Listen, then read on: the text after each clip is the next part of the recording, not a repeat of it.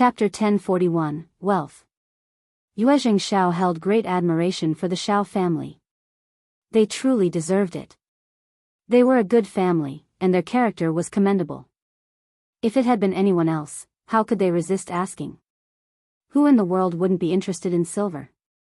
As Xianxia, Qiao Xian, and Shao Yunduan went through the accounts, they discovered that Qiao Xian had amassed a total of 78,000 liang, not including the 10% of the tea bricks that the Yuezheng family would provide at the year's end, to be paid later. So Qiao Xian now possessed 340,000 liang. It was an immense fortune. There was a high probability that many impoverished duke mansions in the capital would not be as wealthy, let alone the ancestral mansion that had been passed down through generations. Qiao Xian's joy overflowed, and she beamed at Shao Yunduan. "Darling, we're wealthy once again. Let's purchase more land when we arrive in the capital." Shao Yunduan smiled and replied, "Certainly." Qiao Xian had essentially been the one earning the money. His family's assistance was limited, so he naturally wouldn't interfere. Xianxia chimed in with a smile, "Buying land in the capital isn't easy. There are numerous noble families and prominent business clans. Since you're new here, it's best to keep a low profile and not draw attention to yourselves." He chuckled helplessly. "From my perspective, sister-in-law's ability to earn money is truly remarkable. She's truly outstanding." It hadn't been easy for the Yuezheng family to enter the business scene in the capital. They had attempted it but failed. Instead, they settled for the next best option and invested a substantial sum of money in constructing a road. It took them at least 5 years to establish a solid foundation. Of course, the significant investment in the road and the hard work in the initial stages had been worthwhile. The returns were remarkably generous. Upon hearing Xiao's words, Qiao Xian regained her composure and responded, "Yes, this is the capital." Xiao glanced at Shao Yunduan and playfully remarked, "It seems like we'll have to hold on to the money for now. When you become a high-ranking official, we can buy a shop and some farmland." Xiao's eyes sparkled with excitement, and he nodded in agreement. "Count me in." Shao Yunduan smiled and replied, "Well, it seems I still have a long way to go. But don't worry, that day will come." The three of them shared a laughter. Qiao Xian spoke up, saying, "Actually, it doesn't matter if we can't achieve much in the capital. Let's not put unnecessary pressure on ourselves." Shao Yunduan smiled warmly. "My understanding wife. I just don't want you to be burdened with excessive pressure. It can be quite exhausting." Qiao Xian expressed her concern. "Don't worry, I won't." Shao Yunduan reassured her. Xiao was speechless, feeling that it was time for him to take his leave. Tao and the others had been compensated for their work, but Qiao Xian, being generous as always, rewarded them with bonuses whenever she received a substantial sum of money.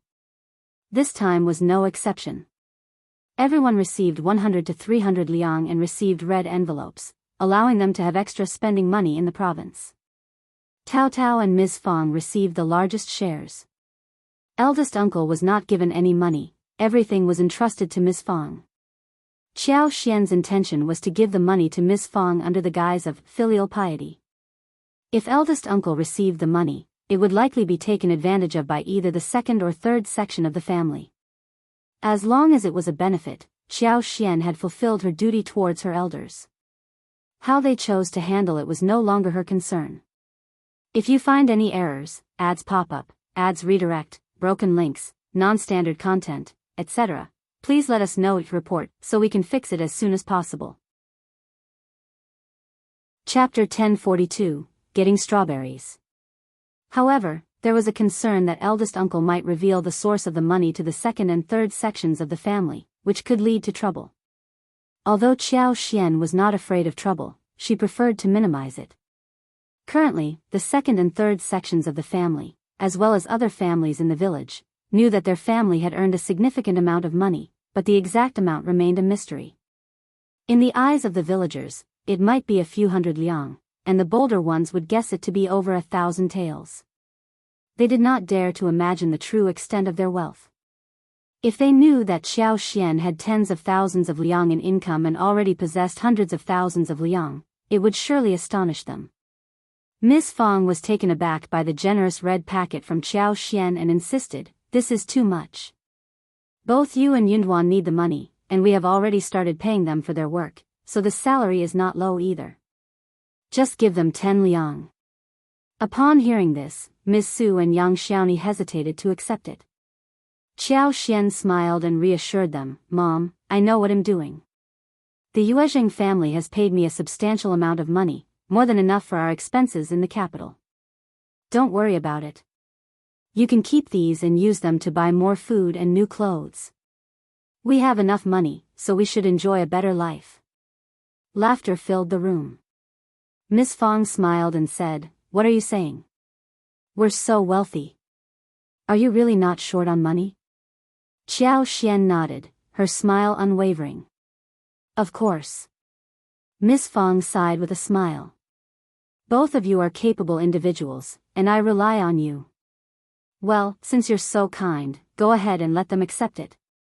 But don't make it a precedent that you won't give it to anyone else in the future, and don't blame anyone either."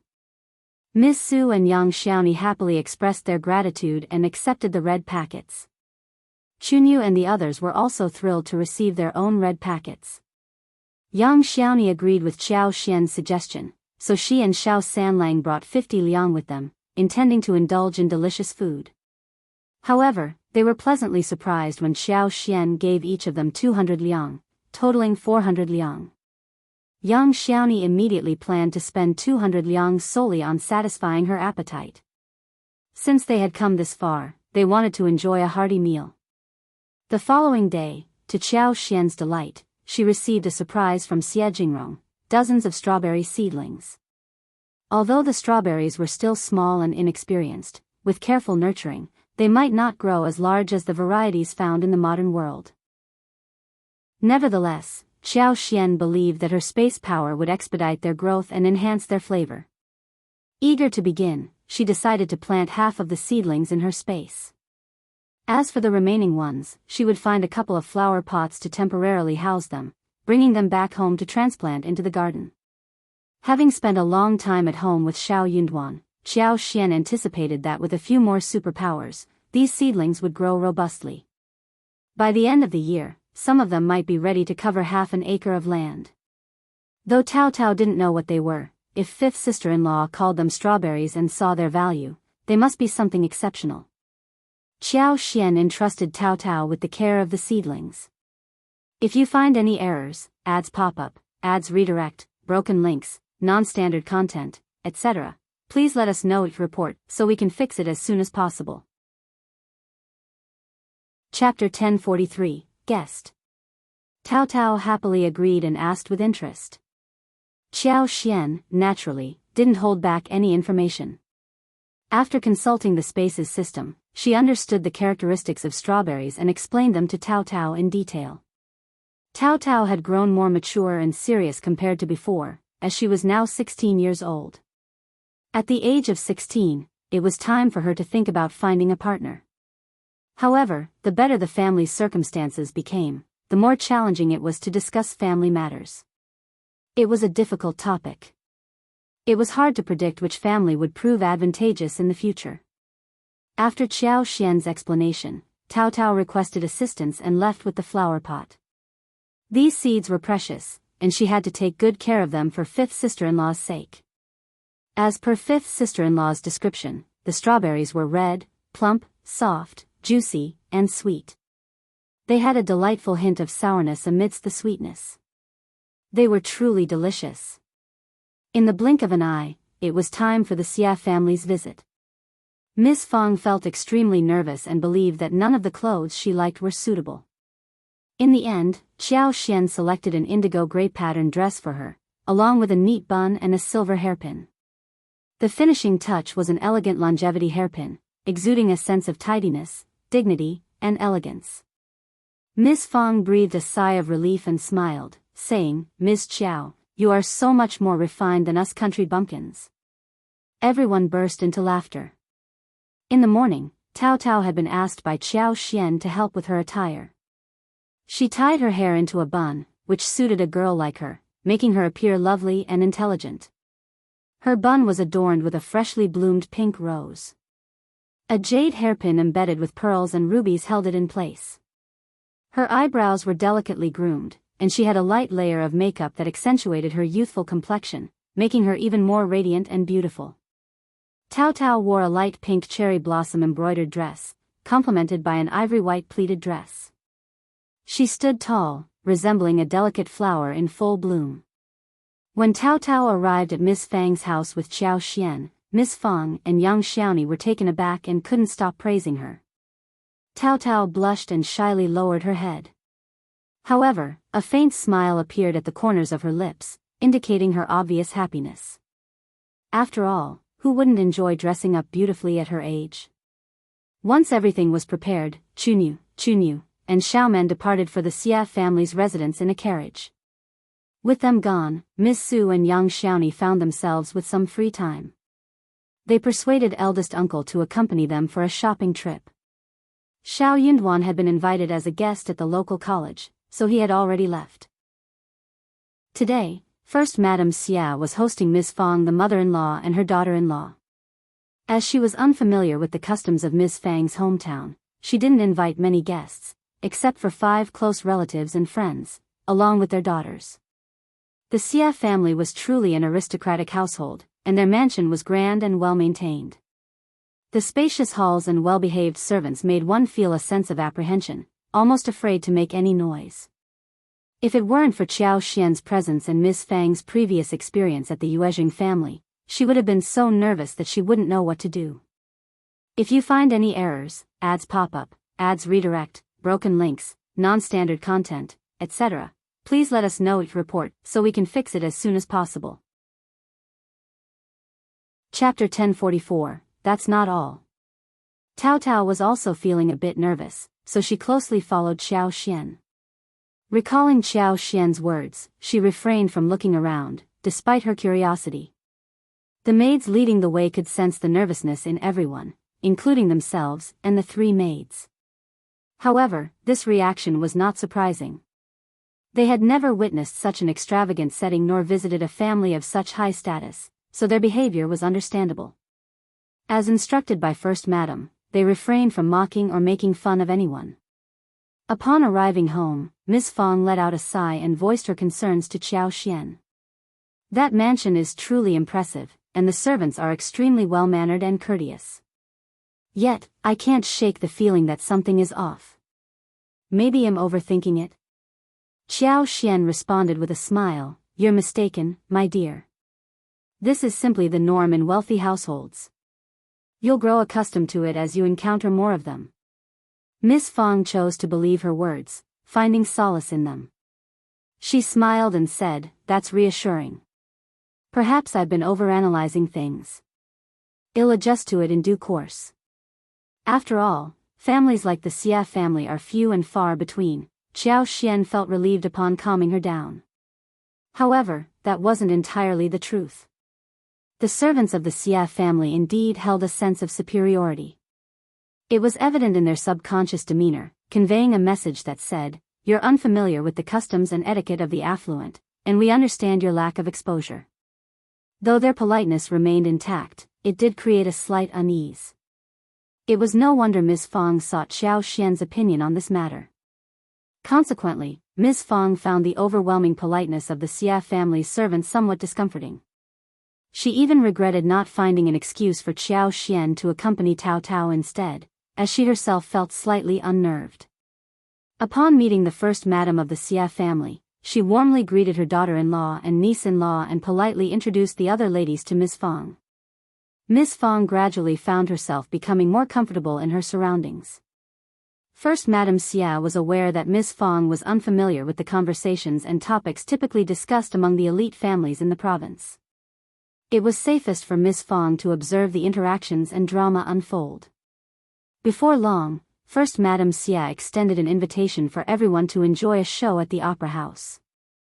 Upon hearing this, Miss Fang, who had been contemplating how to spend the entire day, felt a surge of happiness. It was a wonderful idea. She could simply sit back and watch the performance, saving herself the trouble of engaging in conversation. Even if there were discussions, they would likely revolve around specific scenes, making it an easy task. Xiao couldn't help but admire the Xia family. They were undoubtedly a prominent family, skilled in managing social interactions. The only distinction lay in whether they were willing to employ their intelligence. As long as they were willing, there was nothing they couldn't handle. The young girls showed little interest in the show, so the young ladies from the Xia family kindly invited them to explore the garden. With a smile, First Madame Xia turned to Tao Tao and Xiao Xian, saying, "Let's go to the garden and have some fun. Don't get bored sitting here." She then entrusted the care of Tao Tao and Xiao Xian to the miss of the Xia family. Xiao Xian expressed gratitude with a smile and accompanied Tao Tao and the others. Chuanfen and Xiaoman followed suit. The ladies were well aware of how to entertain and engage with Ms. Fang, a carefully chosen guest of First Madame Xia. The approach with the young ladies, however, was different. If you find any errors, ads pop up, ads redirect, broken links, non-standard content, etc., please let us know your report so we can fix it as soon as possible. Chapter 1045, Exclusion. The young ladies, ranging from around 14 to 16 years old, were indulged and spoiled by their families, lacking a certain moral compass. Furthermore, they possessed limited worldly knowledge and were accustomed to their own group of close friends and playmates. Consequently, they sought out their familiar companions and engaged in conversation, disregarding Tao Tao and Xiao Xian. Some of them even held the belief that the Xia family was excessively arrogant, considering the Shao family to be insignificant newcomers. What if the man from the Shao family became the primus? Rumor had it that he could only attain a low-ranking position even if he obtained the title. Without a prestigious background, he would forever remain a low-ranking official. In their lifetimes, they could never hope to compare themselves to the Xia family or penetrate their exclusive social circle. The actions of the Xia family perplexed them greatly. Additionally, since Xiao Xian and Tao Tao did not actively seek favor from them, the young girls grew even more disdainful of their presence. Fortunately, being guests of First Madame Xia, they displayed proper etiquette. They were unlike the Zhao family or Ms. Mi Jr. and her mother from the county, understanding that as guests, they should not overstep their boundaries. They neither liked nor found it troublesome. Nevertheless, Tao Tao felt deeply embarrassed. The young girl possessed a shy nature and had arrived at the Xia family as a guest with apprehension, fearing the potential ridicule if she made any mistakes. How could she endure such treatment? Xiao Xian firmly grasped her hand, attempting to console her. Pay no mind to them. They are guests of the Xia family, just like us. They hold no significance in our lives. We do not belong to the same social circle, so we merely need to show them some respect. They can play amongst themselves, and we need not engage with them. We have no obligations to flatter them. Don't worry, they won't dare to cause trouble for us. If they do, the Xia family won't let them off easily. They will be forever barred from marrying into the Xia family. They are not foolish. Tao Tao beamed with a smile, feeling much better. She looked at Xiao Xian with admiration and exclaimed, "Fifth sister-in-law, you're the best. You always make perfect sense. I'll listen to you." Xiao Xian found her words amusing and gently tapped her forehead with her index finger. She replied with a smile, "You have such a way with words." Tao Tao blushed and covered her forehead, saying, "No, I truly mean it from the bottom of my heart." Xiao Xian chuckled happily. What did Xiao Xian mean by most fatal? That was it. Why was Tao Tao so adorable? While the aunt and sister-in-law continued their conversation and laughter, Xia Ruifang, the fourth daughter of the Xia family, and her cousin He Jiqing approached and invited them to the pavilion for tea. Recognizing their graciousness, Xiao Xian accepted with a smile and left with Tao Tao. Observing the prosperity of the Xia family, Tao Tao let out a sigh of relief. She then recollected Xiao Xian's words. Yes, she wasn't here to seek assistance, so why should she feel ashamed? Her confidence grew stronger. In the pavilion, most of the girls engaged in lively conversations and laughter. As Xian had anticipated, the Xia family held the Shao family in high regard. Although the girls didn't fully understand the situation or think much of it, they dared not cause any trouble.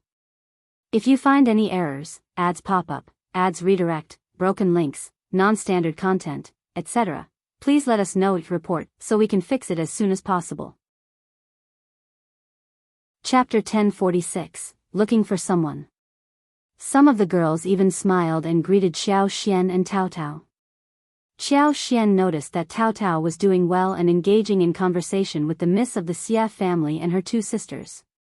Tao seemed a bit shy, but she was managing fine, which relieved Xian. However, when she glanced back later, Xian realized that Tao was no longer in the pavilion. Shao Man, who had been following Tao, was also nowhere to be seen. Surprised, Xian inquired with a smile when she spotted the fourth daughter of the Xia family playing chess with someone else. Miss Xia was engrossed in her competitive chess match and paid little attention to Xian. She threw a glance in Xian's direction while still focused on the chessboard and replied with a smile, "Did they go to the garden?" Sister Lin and the others mentioned wanting to play games on the lawn, so they might have gone together. "Don't worry, our garden is safe, and there are servants everywhere. If they get lost, they can ask for help." The man playing chess with Miss Xia sneered and cast a disdainful look at Xian. Indeed, it would be impossible to lose someone in the Xia family.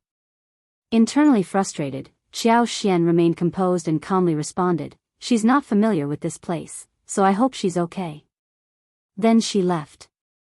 The woman playing chess with fourth Miss Xia was taken aback. She sneered softly and commented, "What's so impressive about the Shao family? They seem incapable and lack proper manners. Quite arrogant, I must say." Fourth Miss Xia smiled but didn't say anything. This guest had been invited by the senior members of the family, while she belonged to the junior branch. It wasn't her place to intervene, although she shared similar thoughts. Xian realized that every family was alike in some ways. Some connections were destined, while others were not. Tao had never experienced such a family before, and it seemed that the miss of the Xia family was unaware of it as well. Well, Tao would find her own way. Just how vast was the Xia family's estate? Could it span over such a large radius? If Tao truly wanted to find someone within the premises, she would be able to locate them. Xian activated her heightened senses and quickly located Tao. She found her behind a vine-covered rockery, not far from the lake, which she hadn't noticed before due to the obstruction of a flowering tree and the rockery itself. As Xian approached, she realized that Shao Man was nowhere to be seen, and even He Jiqing's maidservant was absent. With a sense of urgency, Xian hastened her steps. Observing the cousin of the Xia family, He Jiqing, she appeared gentle and mild on the surface, but her eyes betrayed a certain mischievousness. Xian had a hunch that this woman was not easy to get along with and had ulterior motives. Xian couldn't bring herself to believe that He Jiqing genuinely wanted to befriend Tao. It seemed more likely that she intended to exploit Tao in some way. When Xian was about 10 meters away from Tao, she witnessed He Jiqing extend her leg, preparing to trip Tao. Startled, Xian exclaimed, "Miss He." He Jiqing was taken aback by the sudden interruption. Hastily retracting her attempt at a cheap shot, she stumbled and almost lost her balance. Tao, completely oblivious to the danger, was overjoyed upon spotting Xian. She waved excitedly, her eyes sparkling. "Fifth sister-in-law, there are so many beautiful koi fish here." Xian smiled and approached calmly. "Really? Then let me have a look too. If you find any errors, ads pop up, ads redirect, broken links, non-standard content, etc., please let us know your report so we can fix it as soon as possible." Chapter 1047, You're Mistaken. A flicker of anger passed through He Jiqing's lowered gaze. She looked up with a smile and said, "Fifth Mrs. Shao, are you here to admire the fish as well? Please enjoy. I'll take my leave." "Wait a moment, Miss He." Xian smiled at Tao. "Tao, go back to the pavilion and find Xunyu. I'll send Shao Man over as well. It will be time for lunch soon. Tao Tao was puzzled, but she always followed Xiao Xian's instructions, so she nodded with a smile and obediently left. Xiao Xian directed a sharp gaze at He Jiqing. Initially composed and gentle, He Jiqing slowly grew increasingly irritated and embarrassed. She asked in a gentle tone, "Fifth Mrs. Shao, what's with that look in your eyes? I am unaware of how I have offended you." Xiao Xian stated, "Tao Tao did nothing to offend you, Miss He, so why did you try to trip her just now?" "Fifth Mrs. Shao, be cautious with your words." He Jiqing retorted indignantly. "I didn't do such a thing. You must have seen it incorrectly." Xiao Xian smiled. "There is no one else present, so there is no need for pretenses, Miss He. I saw it clearly, so I am not mistaken. Fifth Mrs. Shao, you need evidence to support your claims.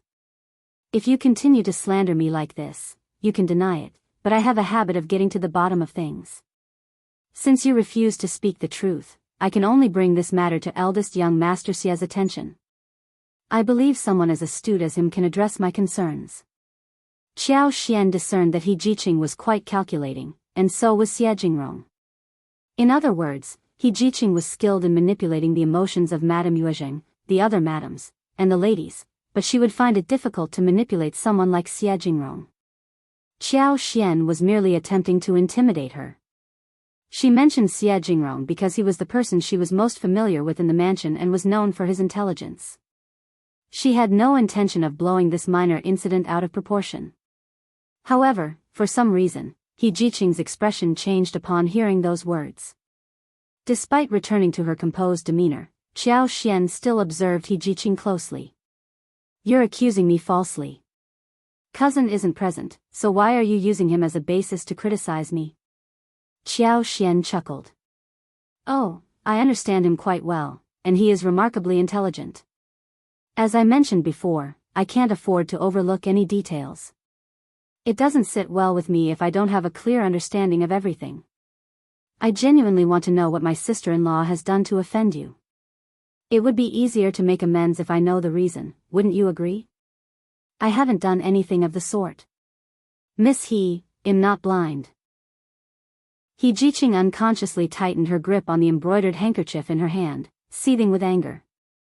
This was why she disliked engaging with individuals from smaller families who lacked proper etiquette.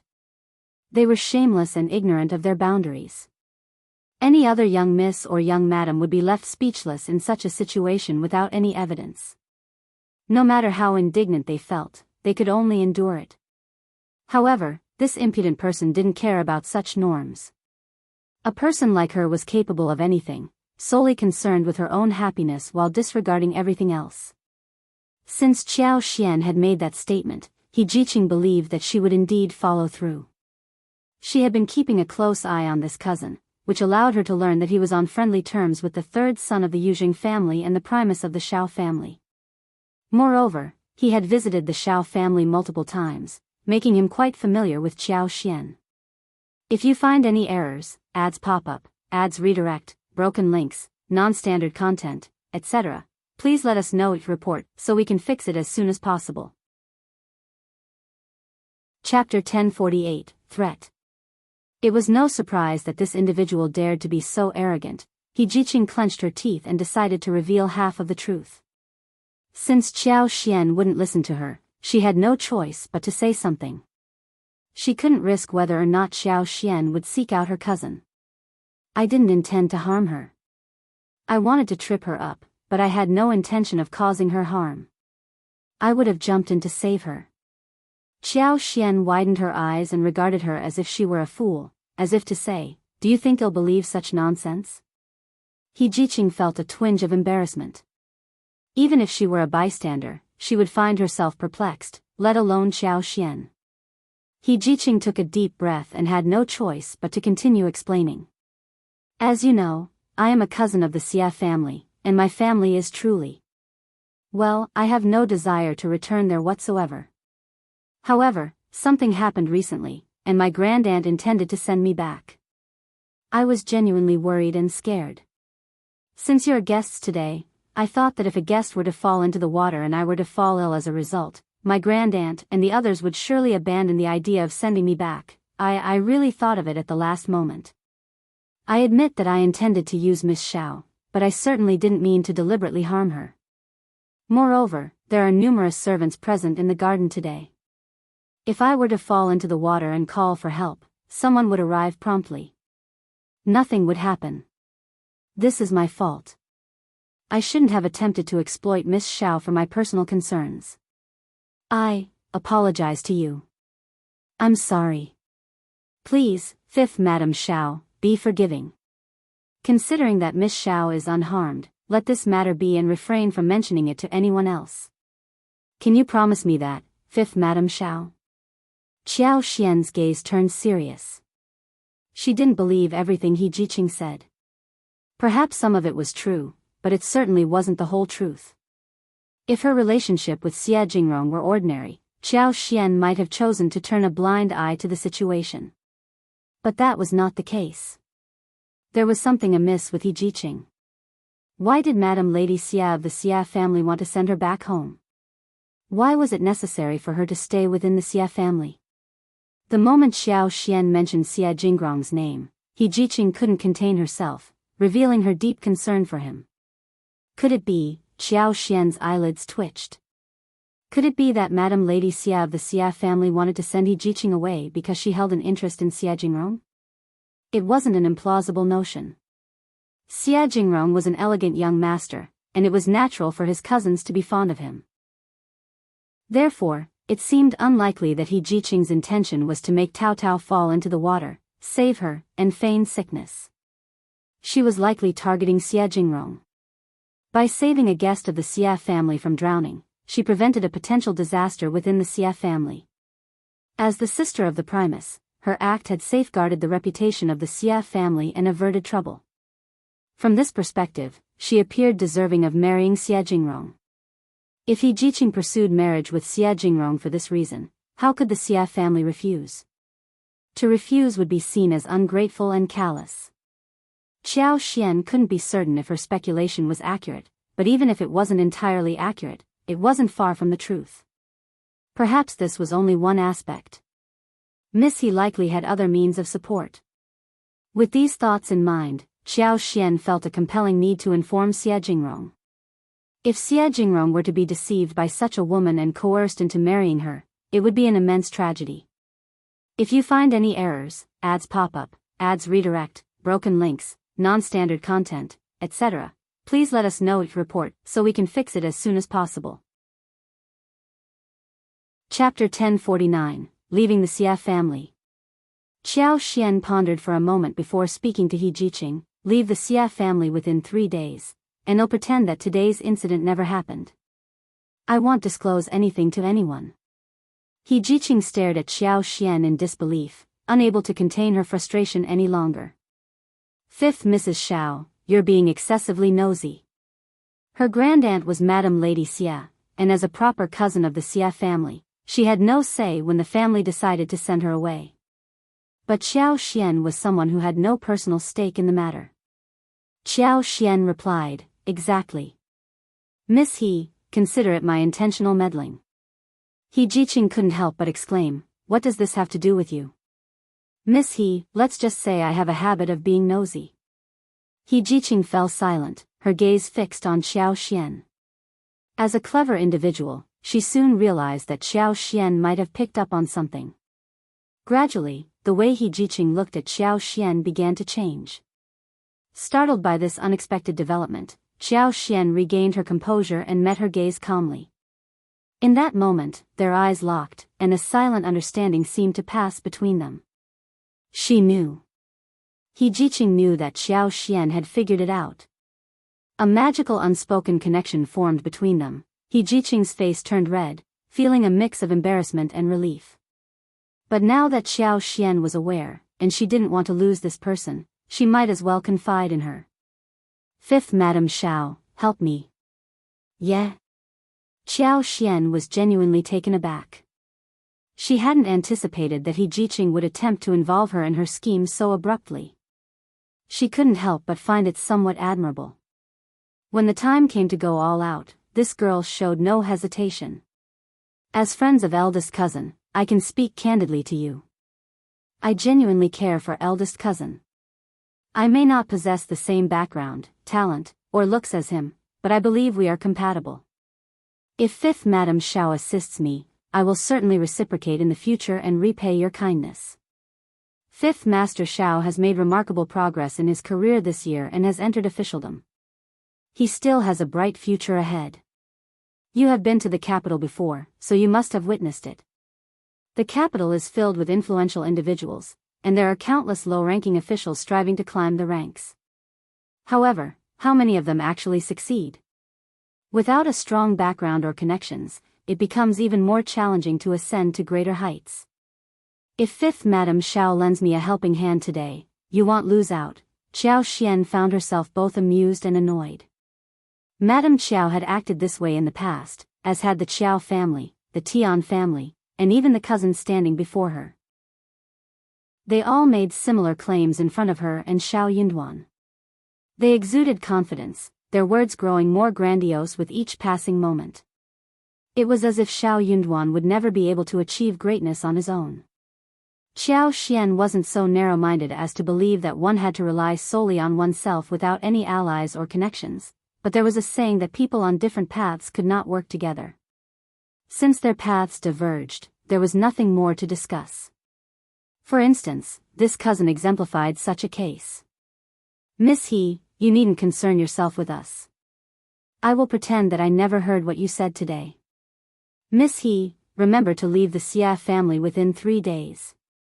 This is none of your business. Even if you don't help, you can't obstruct me like this. Qiao Xian responded calmly, because you are not worthy of Mr. Xia.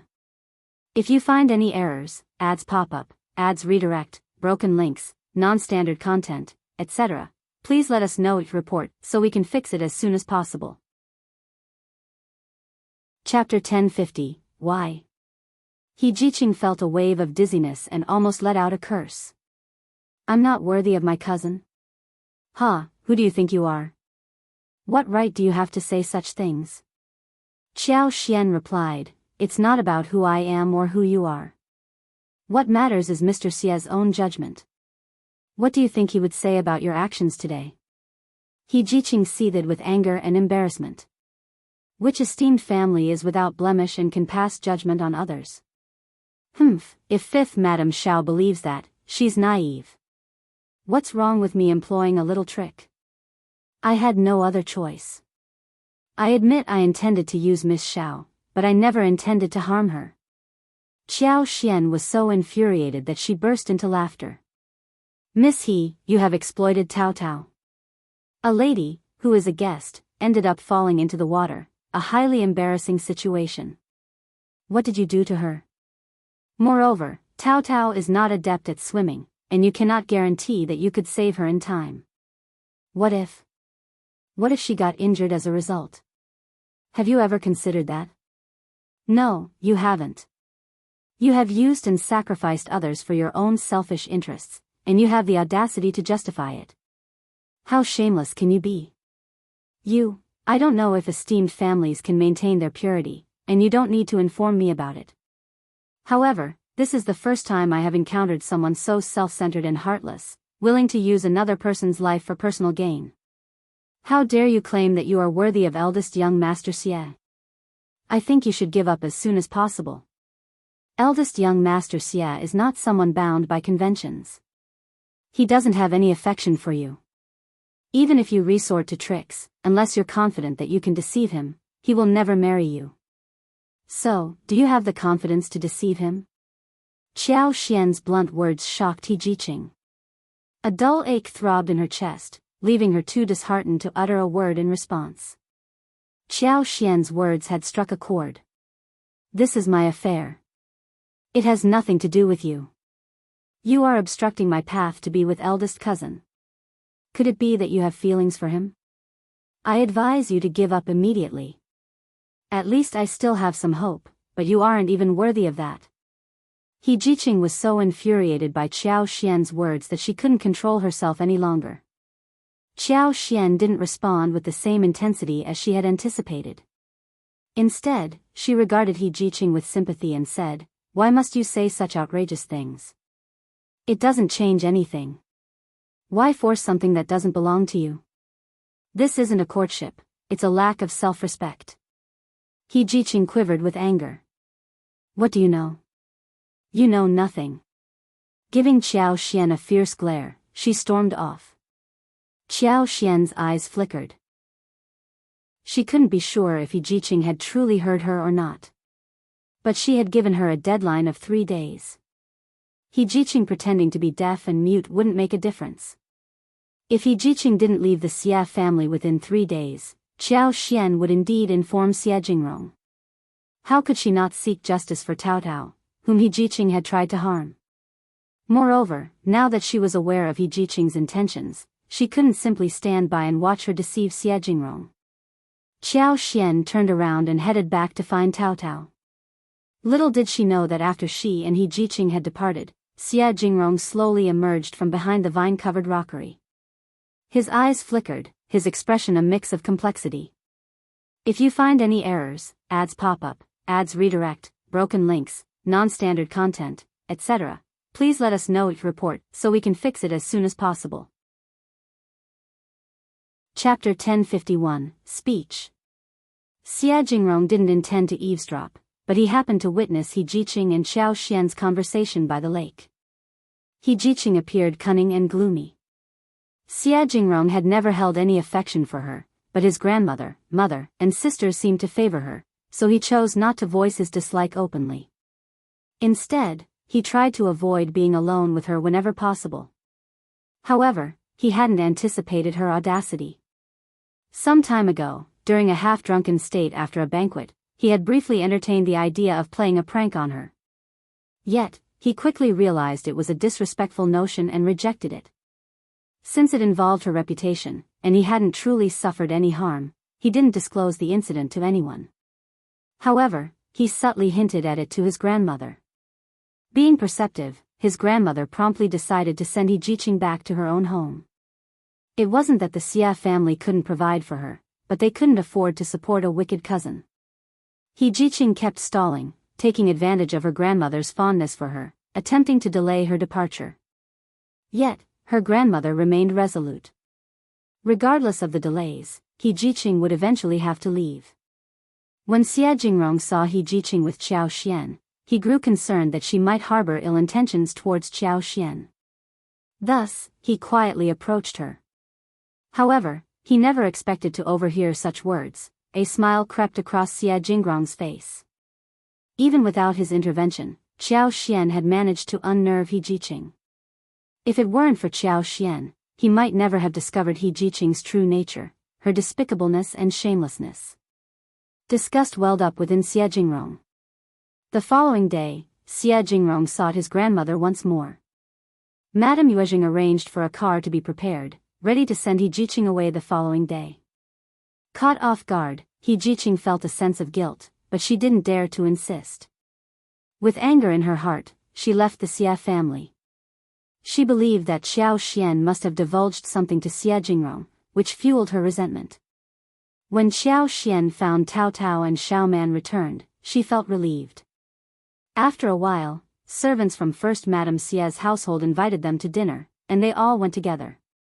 They spent the entire morning watching the show and discussing the 8 trigrams, which gradually warmed up the atmosphere.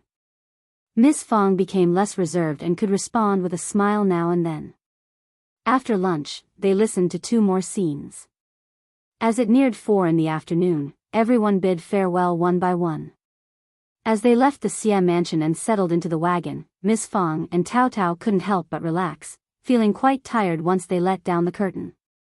Miss Fong immediately turned to Xianxia and asked, "Ms. Qiao, what did you think of my performance today? Did I make any mistakes? Will people gossip about me?" Tao Tao, too, was anxious. "And what about me, 5th sister-in-law? Don't hesitate to tell me." Xianxia found their concern amusing and replied, "Don't worry about me or Tao Tao. I have always conducted myself appropriately, so who would dare to laugh at me?" "Tao Tao, you did wonderfully as well. There's nothing to worry about. We can continue doing the same in the future. Really?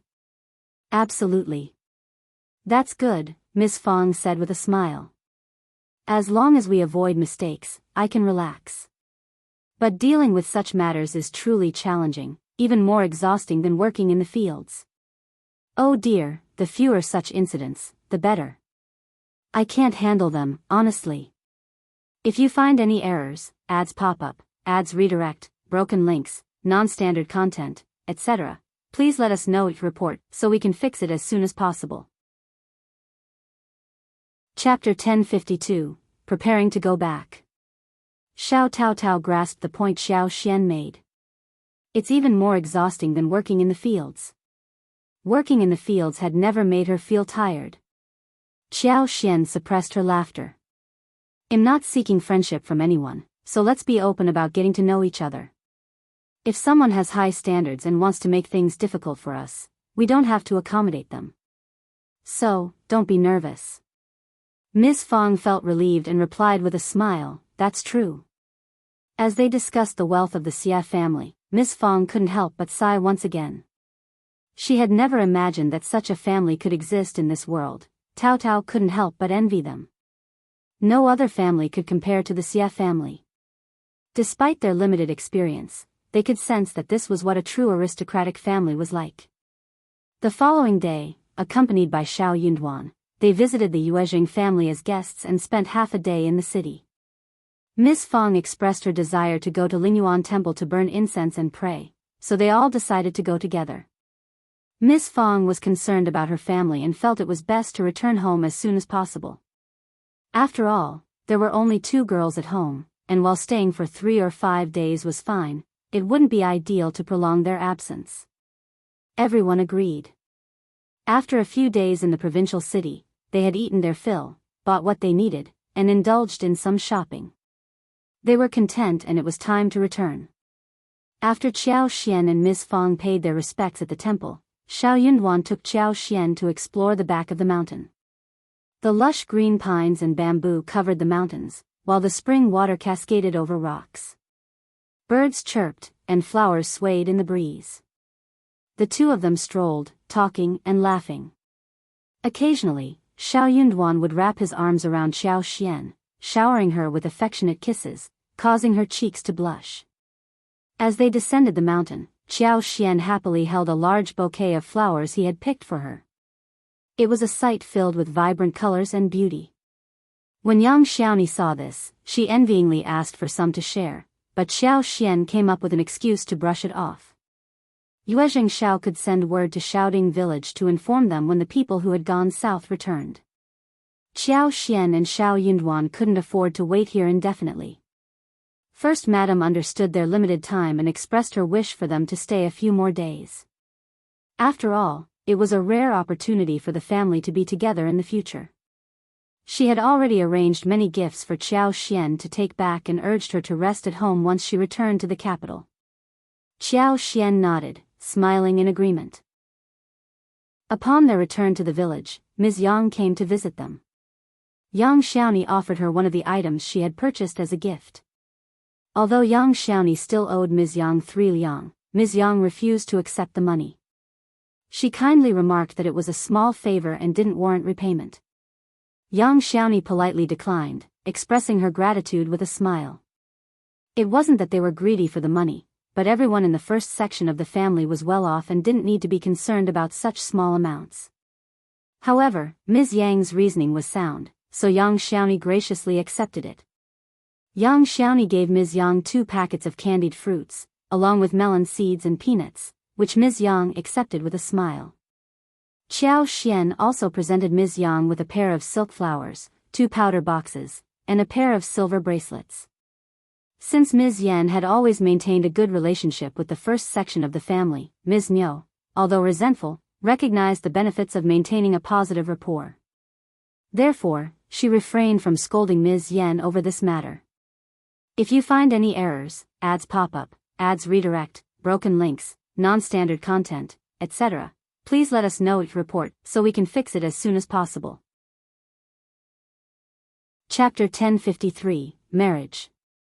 Regarding the first section of the family, they were grateful to Ms. Yen for providing them with advanced knowledge about various matters. Ms. Yen informed Ms. Fong and Xiao Xian about Shao Erlang's upcoming marriage. This was the first time Ms. Su and Yang Xiaoni had heard about it, so they were eager to learn more. Yang Xiaoni couldn't help but complain, "Finally, second uncle's marriage has been settled.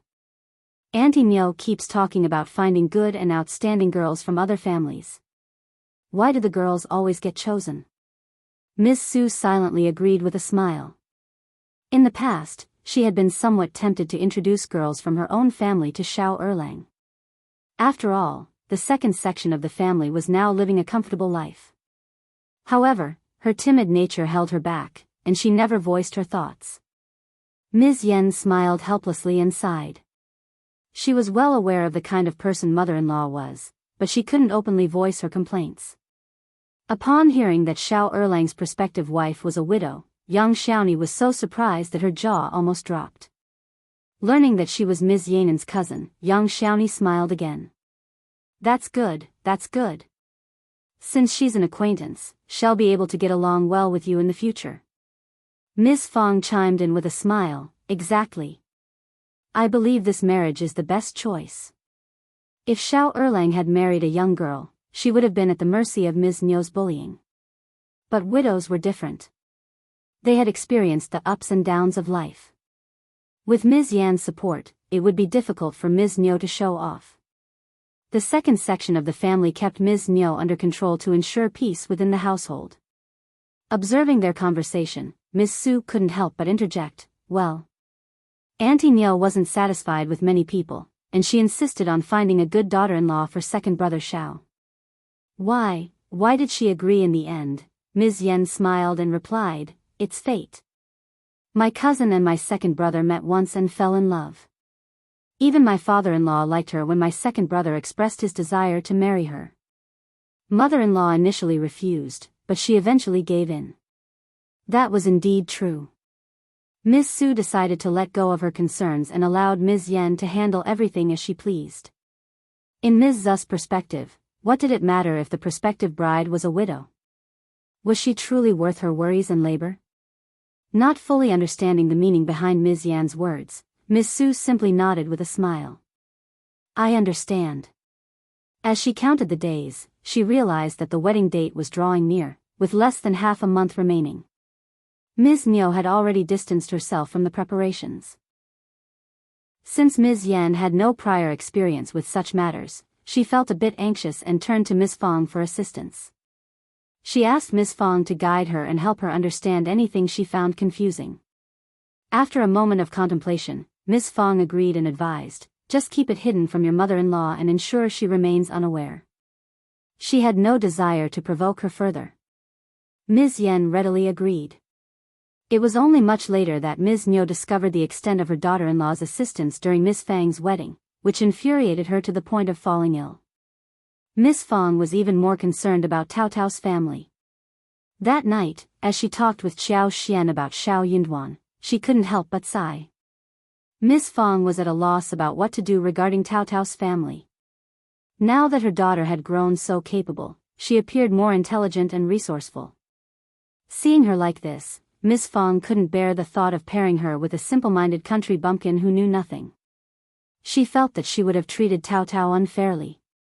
If you find any errors, ads pop up, ads redirect, broken links, non-standard content, etc., please let us know each report so we can fix it as soon as possible.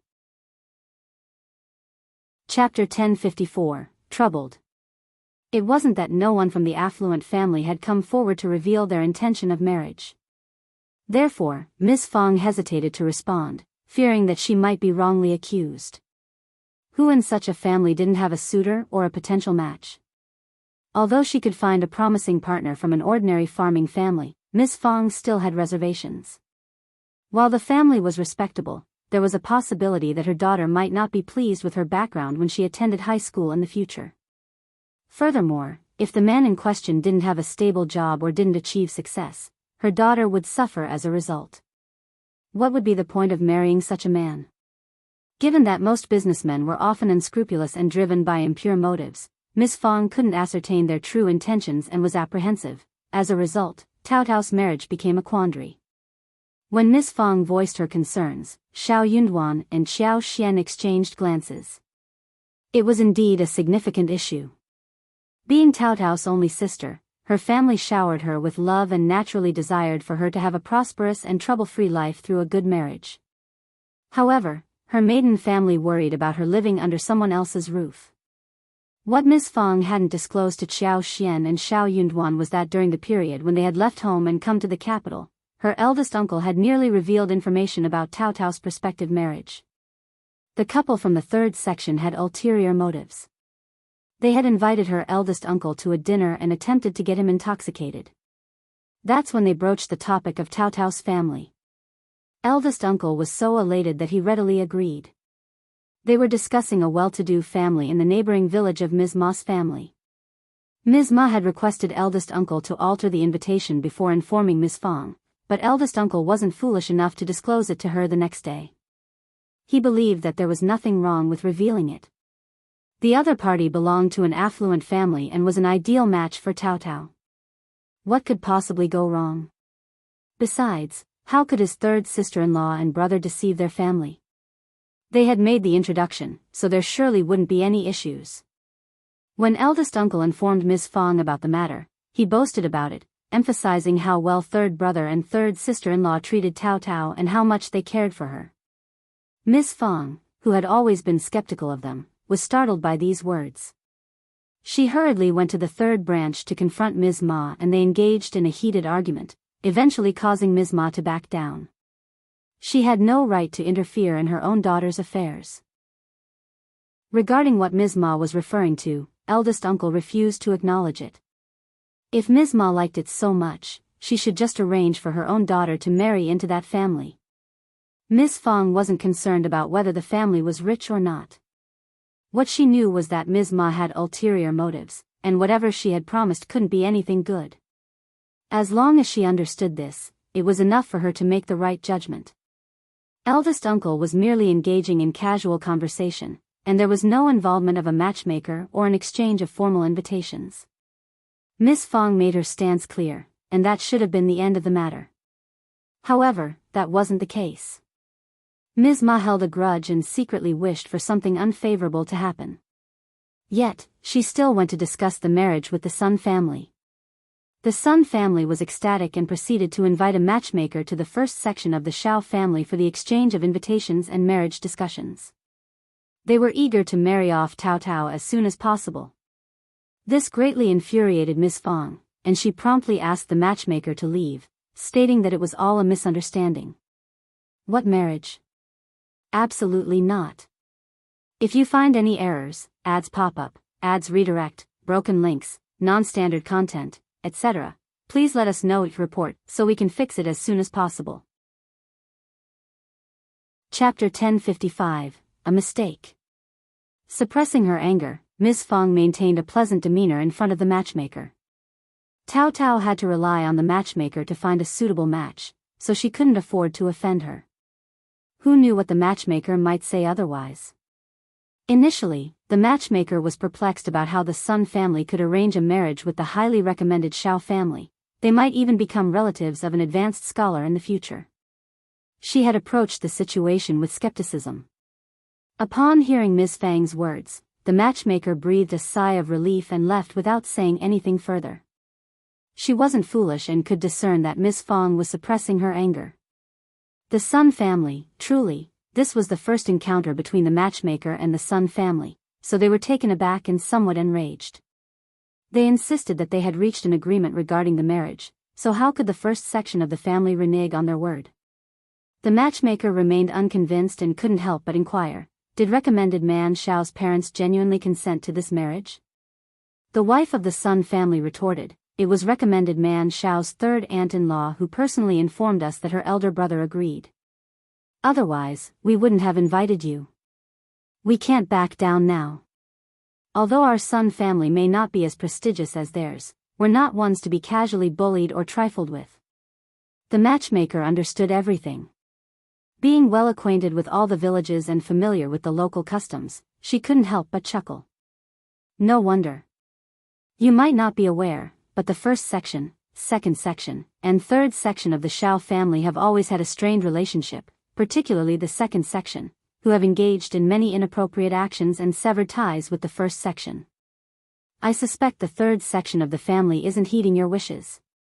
They might be attempting to deceive you. The daughter-in-law of the Sun family grew displeased upon hearing this. But they're biological brothers. How can you say such things? Isn't what this brother-in-law's daughter-in-law said the truth? It doesn't make sense. Observing the tension, the matchmaker pursed her lips and refrained from further comments. As expected, Mrs. Sun was determined to go to Shaoding village and confront eldest uncle and Miss Fong. She even rallied some members of the Sun family to accompany her. Miss Fong chose to ignore their actions. Instead, she sought the assistance of the land officer and the village elders to mediate the situation with Ms. Ma and uncover the whole truth. Miss Fong insisted on waiting for Shao Yunduan to return and make the final decision, as per Shao Yunduan's wishes before his departure. He had made it clear that he wouldn't consider marrying Tao Tao until his return. As Tao Tao's mother, Ms. Fong was in the dark about the entire situation. However, Ms. Ma, being Tao Tao's aunt, had already made the promise. It simply didn't make sense. If Miss Fong wasn't present, eldest uncle might have given in to Ms. Ma and third uncle's demands. But with Miss Fang's presence, he couldn't side with his wife. Therefore, he decided that they would discuss the matter when Shao Yunduan returned. If Shao Yunduan had no objections, then the marriage would proceed. However, soon enough, Ms. Fong discovered that epilepsy ran in the Sun family. Members of the Sun family, including Madame Sun's father-in-law, Madame Sun's husband, and the intended groom for Tao Tao, all suffered from this illness. When it flared up, they would convulse on the ground, foaming at the mouth and rolling their eyes. It was a frightening sight. If Tao Tao were to marry into the Sun family, there was a high probability that her son would also inherit this illness. Even if her son escaped it, her grandson would likely be affected. There was no known cure for this condition. Enraged by this revelation, Ms. Fong scolded eldest uncle and dragged him to the third branch, where she slapped Ms. Ma twice. The following day, she arranged for the village representatives to confront Ms. Ma at the Sun family and bring the truth to light. The wedding arrangements were no longer going to proceed. If you find any errors, ads pop up, ads redirect, broken links, non-standard content, etc., please let us know each report so we can fix it as soon as possible. Chapter 1056, Stone on the Feet. It was out of the question for Tao Tao to marry someone afflicted with an illness. Were the Sun family taking advantage of the fact that there were no influential figures in Shaoding village? The village chief and elders of Shaoding village were also incensed. They reprimanded third uncle Shao and Madame Ma for their disrespect. Tao Tao was the sister of high scholar Shao, and she might even be the sister of an advanced scholar Shao. How could she be married off to such a person? This was a direct insult to her fifth brother. As Tao Tao's biological sister, what kind of esteemed family could she be married into? The Sun family was undoubtedly in the wrong. Moreover, the marriage had never been finalized, it was merely mentioned informally. If the Shao family was unwilling, then it wouldn't happen. No one could argue otherwise. The Sun family displayed great arrogance. Madame Sun even shouted, "There's nothing wrong with our family.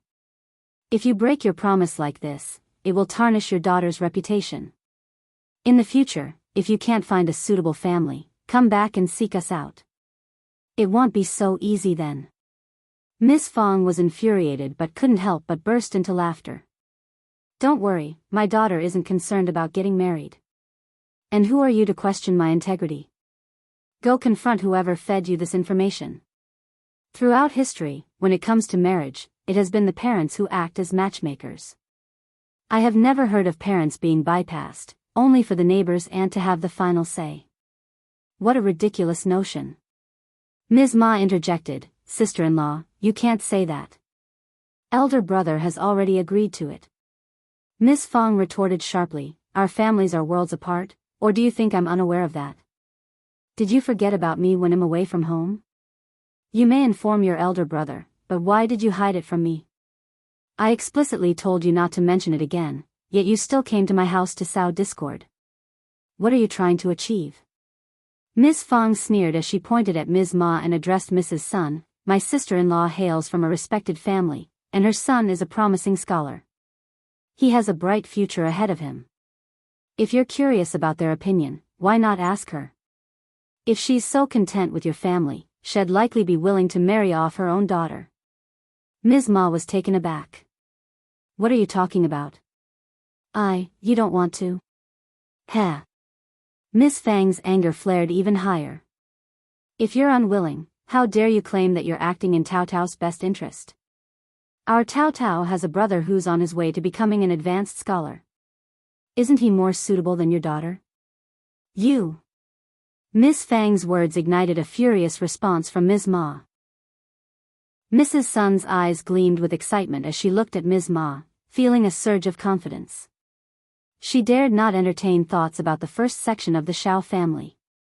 If Miss Fang didn't agree, then recommended man and the advanced scholar wouldn't agree either. Moreover, the entire Shaoding village would rally behind them. Most importantly, there had been no formal exchange of invitations between their families, and Miss Fang had never given her consent to this marriage. Tao Tao wasn't the least bit concerned about her reputation being affected. Mrs. Sun couldn't intimidate her. So what if she refused to give up? Though she was quite adept at causing trouble, little did she expect that the Fang family would stir up even more trouble. She couldn't emerge victorious, however, since Ms. Ma had brought up the topic of marriage. It was only natural for her to seek clarification, right? Miss Fang sneered, no longer invested in this matter, and firmly instructed eldest uncle to refrain from interfering. He wasn't allowed to mention anything about Tao Tao's marriage ever again. Eldest uncle didn't utter a word, but he couldn't shake off his lingering annoyance. He wasn't foolish, yet he didn't want to view his second and third brothers in an overly negative light. Somehow, he still held on to the belief that they weren't entirely to blame. If you find any errors, ads pop up, ads redirect, broken links, non-standard content, etc., please let us know each report so we can fix it as soon as possible. Chapter 1057, Sad and Disappointed. Every time something occurred, eldest uncle convinced himself that his brothers didn't intend it, that they must have had their reasons. Perhaps they were unaware of how things would escalate and didn't mean any harm. After all, despite women being known for their pettiness and scheming, the three of them were blood relatives. In their youth, second brother and third brother had respected and listened to him so much. Though they often quarreled, they never dared to lay a hand on him. He would always step in to mediate. Those were good times. How did it all change? He refused to believe it, or rather, he didn't want to believe it. Yet, with each passing event, his confidence teetered on the brink of collapse. He relied on his own convictions and support, but his two brothers repeatedly undermined him.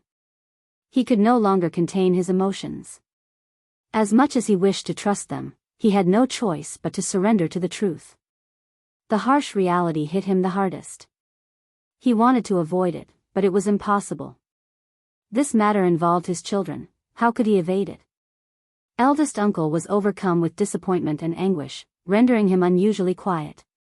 Misinterpreting his silence as guilt, Ms. Fang, infuriated, paid no attention to him. She desired nothing more than his silence. Only when he promised not to interfere in the family affairs concerning the children did Ms. Fang find some solace. Ms. Sun proved to be clingy indeed. While Ms. Fang observed the unfolding drama from the sidelines, she gathered her composure and made sure Ms. Ma faced the consequences. Ms. Ma was filled with anger, regret, and fear. How could she not be frightened? Tao Tao had Shao Yunduan to protect her, so her reputation was of little concern. However, it was different for her daughter, Shao Xiaoji. She had attempted to use Shao Lulang to intimidate the Sun family's wife, but how could a mere student like Shao Lulang possibly intimidate the wife of the Sun family? In a state of desperation, Ms. Ma contemplated following Ms. Fang's lead and seeking assistance, only to be scolded by the land officer and the village elders. The land officer, elders, and others were not present to resolve trivial matters for everyone. Interfering in such affairs would only burden them with endless trivialities in the future. They would be utterly exhausted. Troubles should be resolved individually. Ms. Ma grew infuriated and decided to approach the first section of the family for a discussion. This action provoked a hot-tempered female elder, who sneered and retorted, "What can you say? Who in this village can compare to the recommended man's family? If you want to be considered on par with them, start by donating 400 acres of family land to the clan and contributing a few hundred taels of silver to the village school. Only then, when you come seeking help again, we might consider assisting you. Don't be deluded.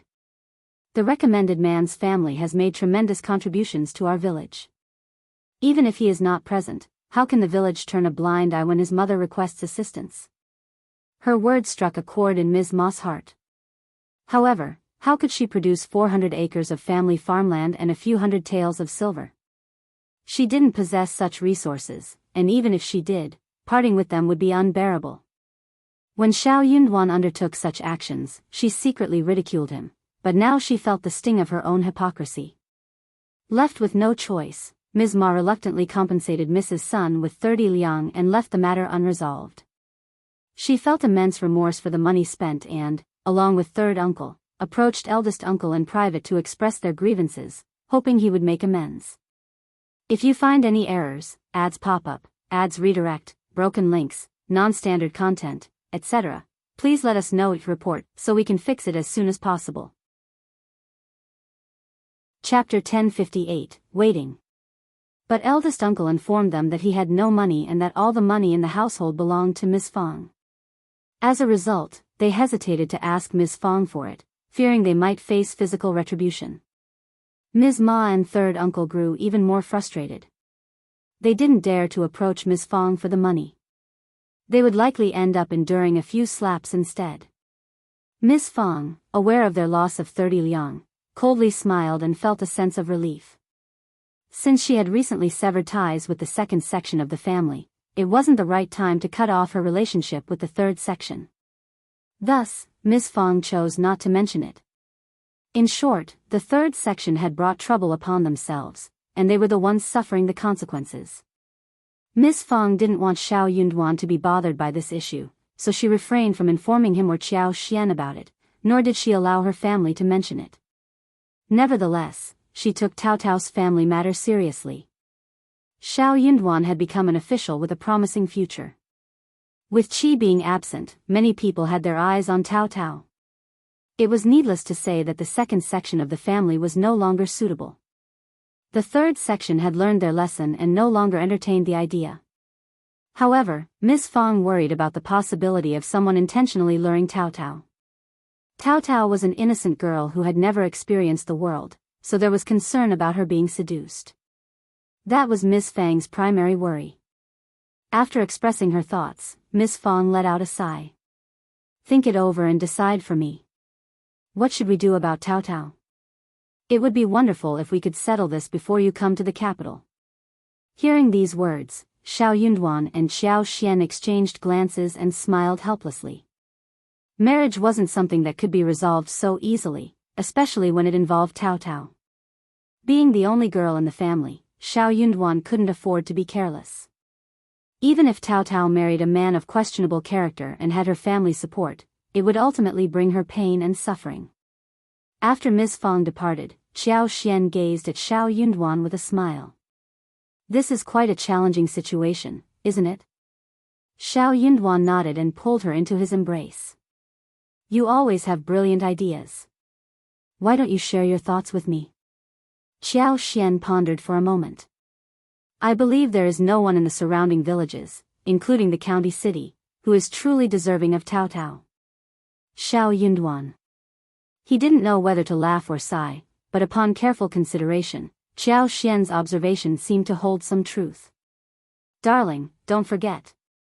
Qiao Xian swatted away his playful hands. "Tao Tao has a substantial amount of personal wealth, at least 1,000 taels, right? When she gets married, her family will provide a generous dowry, and we will contribute significantly as well. So, who else in the countryside can measure up to her?"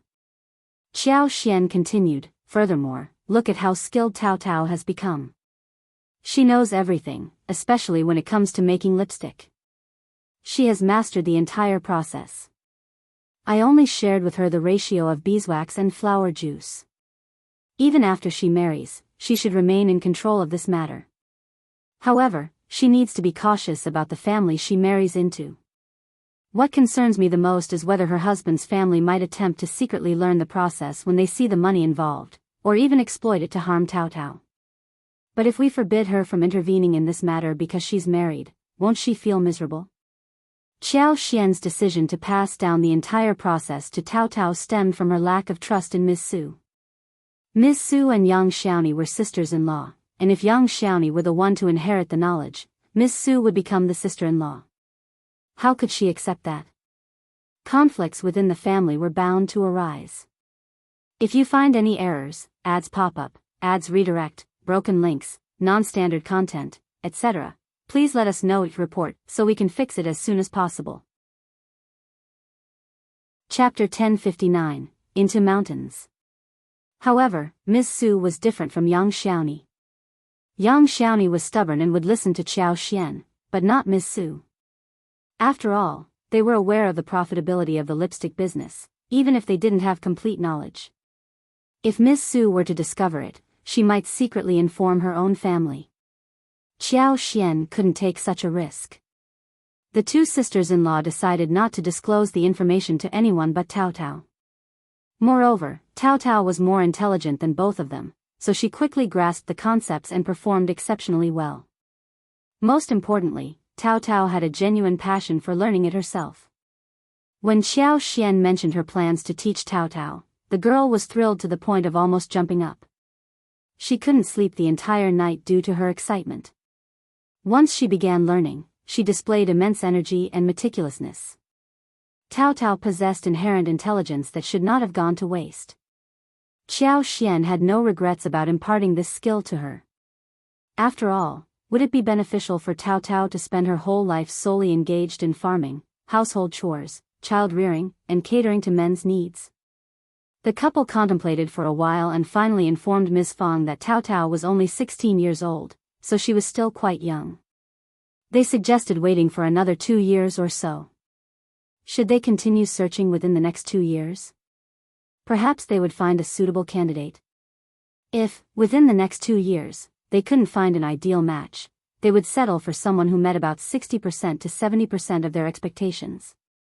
Ms. Fang understood that this matter couldn't be resolved immediately, so she sighed and had no other choice.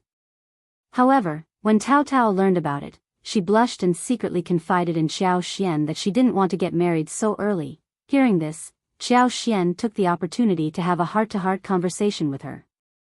She encouraged Cao Cao to express her thoughts about marriage to her mother.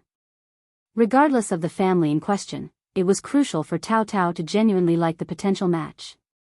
She could also explore more frequently. With business in the province, she could visit and see if there was anything she could gain from it. However, she had to be cautious and not easily fall prey to deception. When venturing out in the provincial city, she shouldn't go alone. He proceeded to enlighten her about the tricks employed by swindlers and scoundrels. Cao Cao felt a bit dizzy and even more embarrassed. Nevertheless, she nodded earnestly. Fifth sister-in-law was correct. This was her personal matter. How could she not take it seriously? It would determine the course of her life. Even though Qi was not present, Qiao Xian couldn't resist the urge to venture into the mountains. However, she felt too bashful to bring it up. Observing this, Shao Yunduan inwardly chuckled. He intended to take her on a mountain hike, stating that it would be a way for her to relax. Qiao Xian was thrilled. This was the season for an abundance of bamboo shoots, mushrooms, and ripe wild fruits, making it an opportune time to gather them. The mountains were teeming with countless wild fruits and berries, many of which lacked proper names. They were simply referred to in the local dialect, casually and nonchalantly. However, these wild fruits had delightful flavors. They were tangy and sweet, juicy and succulent, soft and sweet, or possessed a unique refreshing taste. Every ripening season, they enticed numerous children from the village to venture into the mountains for picking. Of course, the village children usually didn't stray too far into the mountains. Given Xiao Xian's ability to cultivate anything within her space, she planned to grow some fruit trees and shrubs as well. If you find any errors, ads pop up, ads redirect, broken links, non-standard content, etc., please let us know it report so we can fix it as soon as possible. Chapter 1060, Things. It would be incredibly convenient to have access to these fruits whenever she desired. Additionally, there were an array of fresh and sweet raspberries, and marchberries.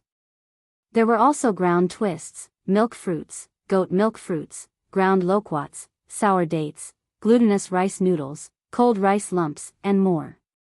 Despite their unassuming appearance, being wild and hailing from the mountainous areas, they were often overlooked, yet their taste was truly delightful.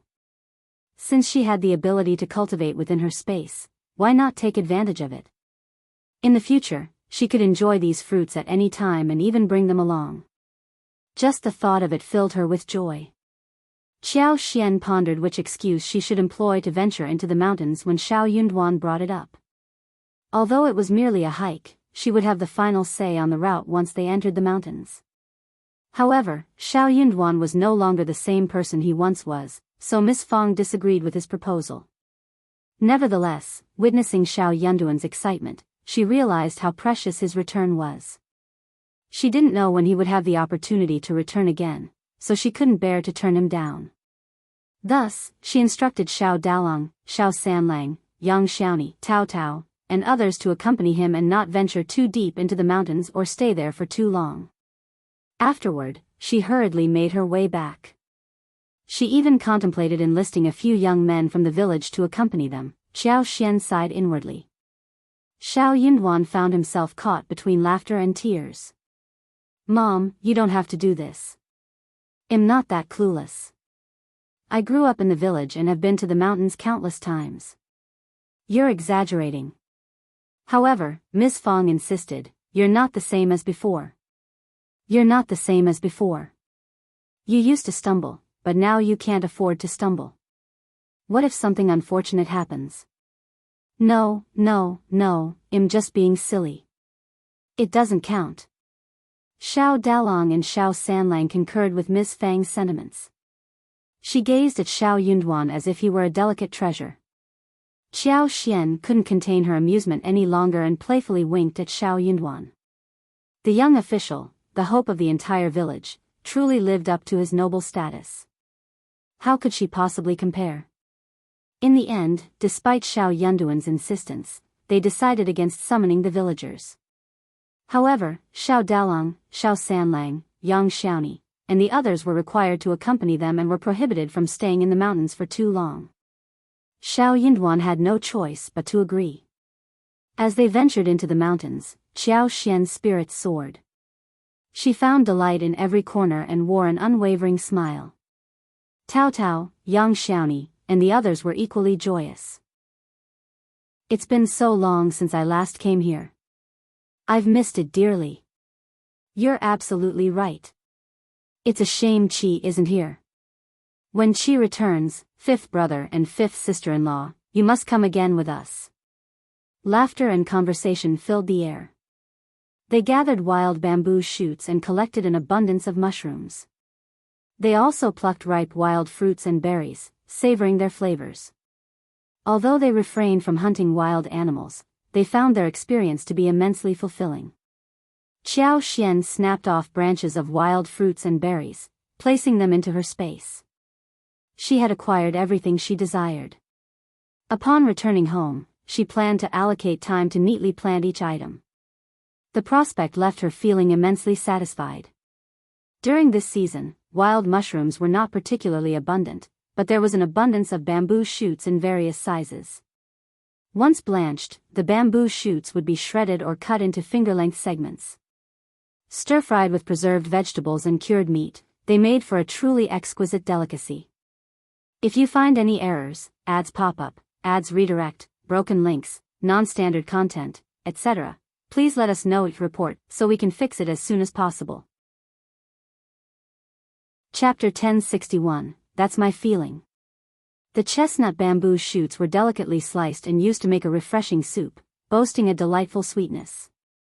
As for the other dishes, they were sliced and soaked in clear water overnight, ready to be stir-fried with chili peppers and meat slices. These dishes were truly unparalleled. Shao Dalong, being an upright man, remembered his mother's instructions. Sensing that it was almost time, he urged everyone to head home.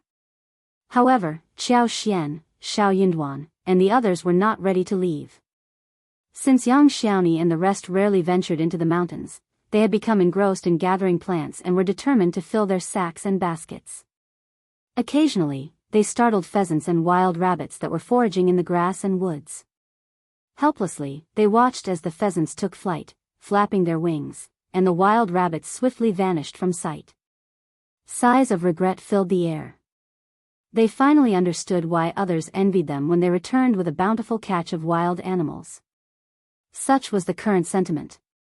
Helpless yearning welled up within them, but they couldn't attain what they desired. It was simply an insatiable craving. Of course, Qiao Xian felt this most profoundly. After all, others were limited in the number of pheasants and wild rabbits they encountered.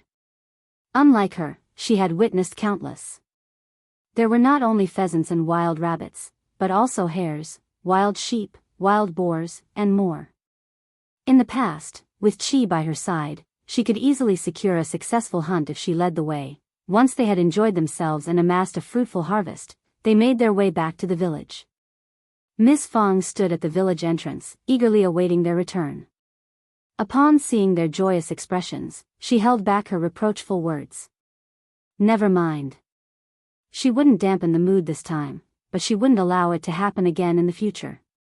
Shao Yinduan, not wanting his mother to worry, took Qiao Xian to explore the nearby hills for 3 or 4 days. The two of them strolled hand in hand, undisturbed by anyone, enjoying their time amidst the lush green mountains. Each day, Qiao Xian would request her family to gather the ingredients, and if needed, Xianxia would travel to the city to purchase them. Qiao Xian would then cook 2 of her finest dishes, and they would savor the flavors together. Sesame chicken, ginger-infused duck, pickled vegetables, conch broth, lion's head meatballs, braised pork, seafood soup, braised fish head, braised pig's trotters, and many more dishes made dinner a delightful anticipation for the family each day. In the blink of an eye, it was time for Shao Erlang's wedding.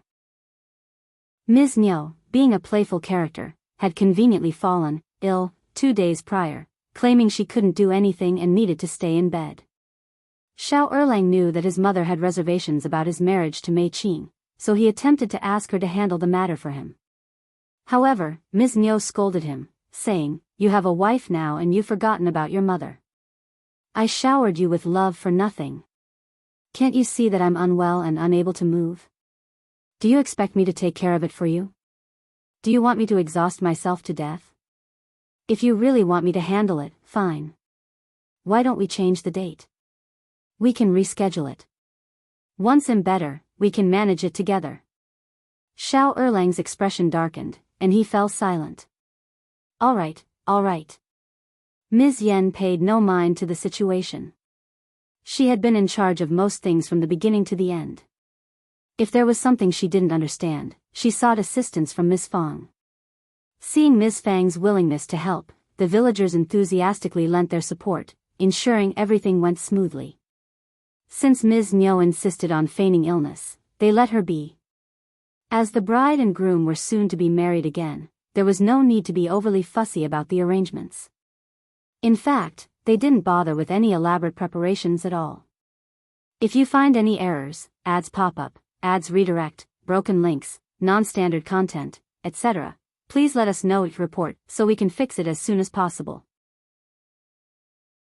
Chapter 1062, Shao Erlang's Marriage.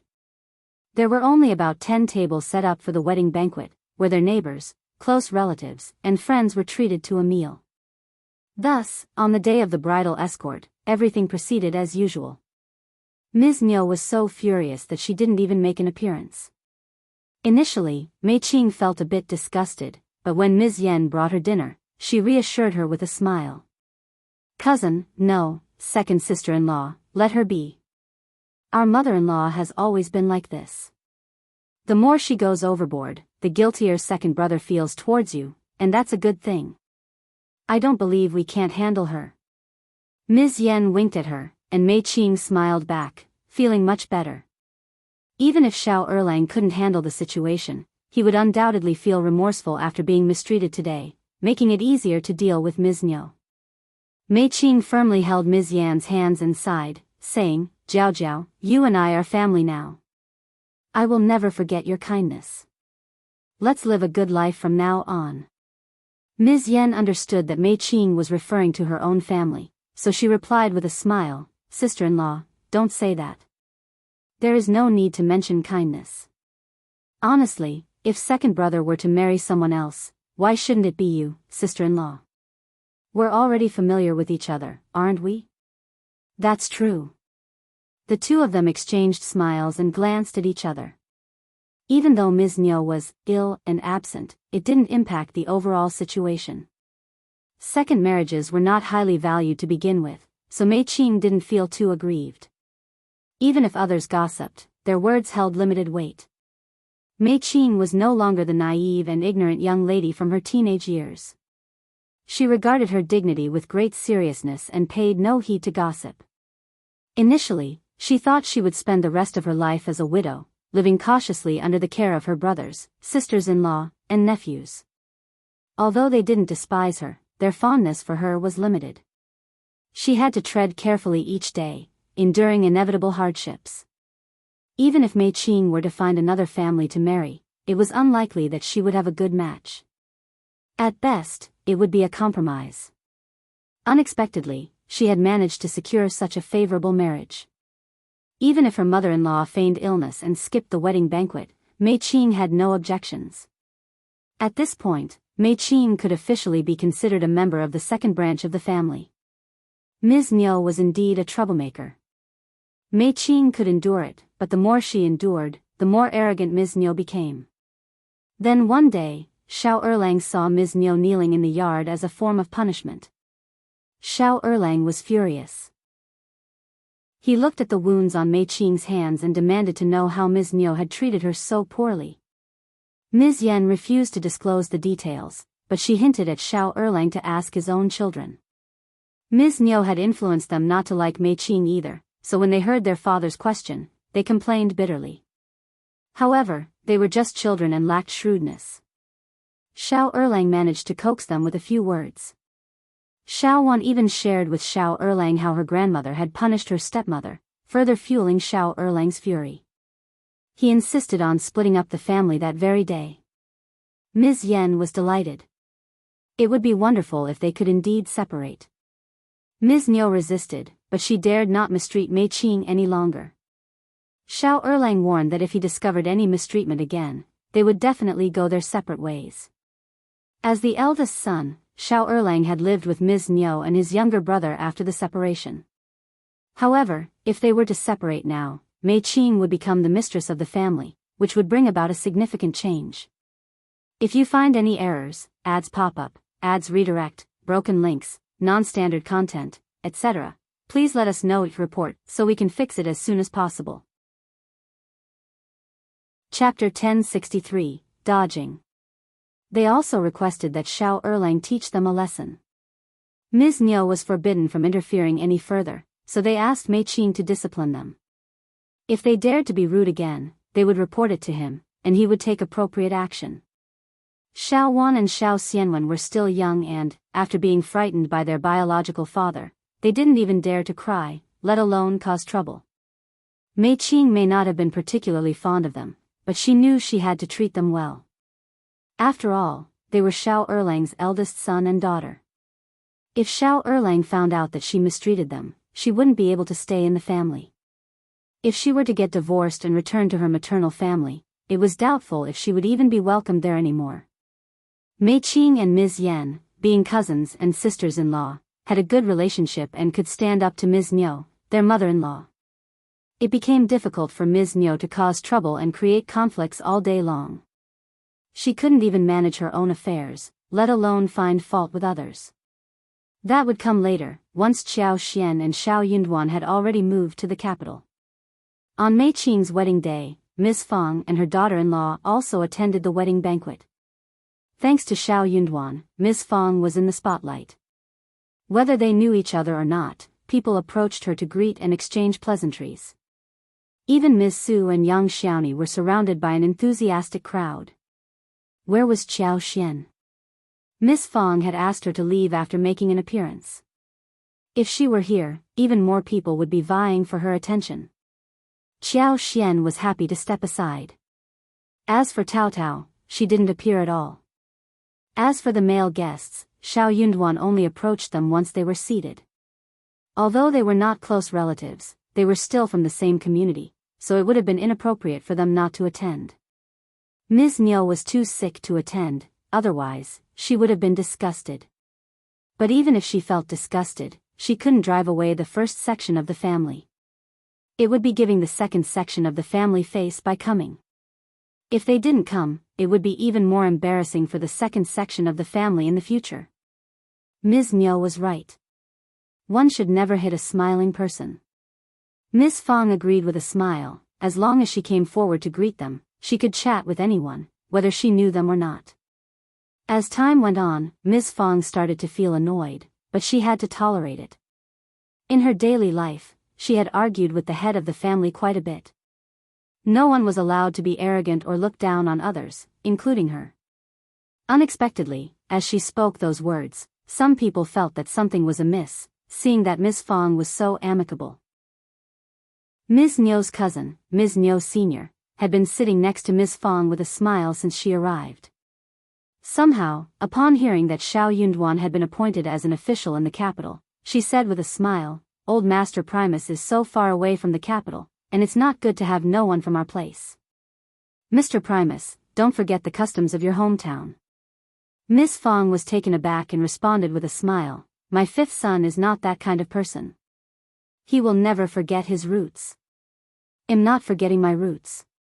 Wouldn't it be nice to have a fellow villager with me, someone I can feel close to within a region?"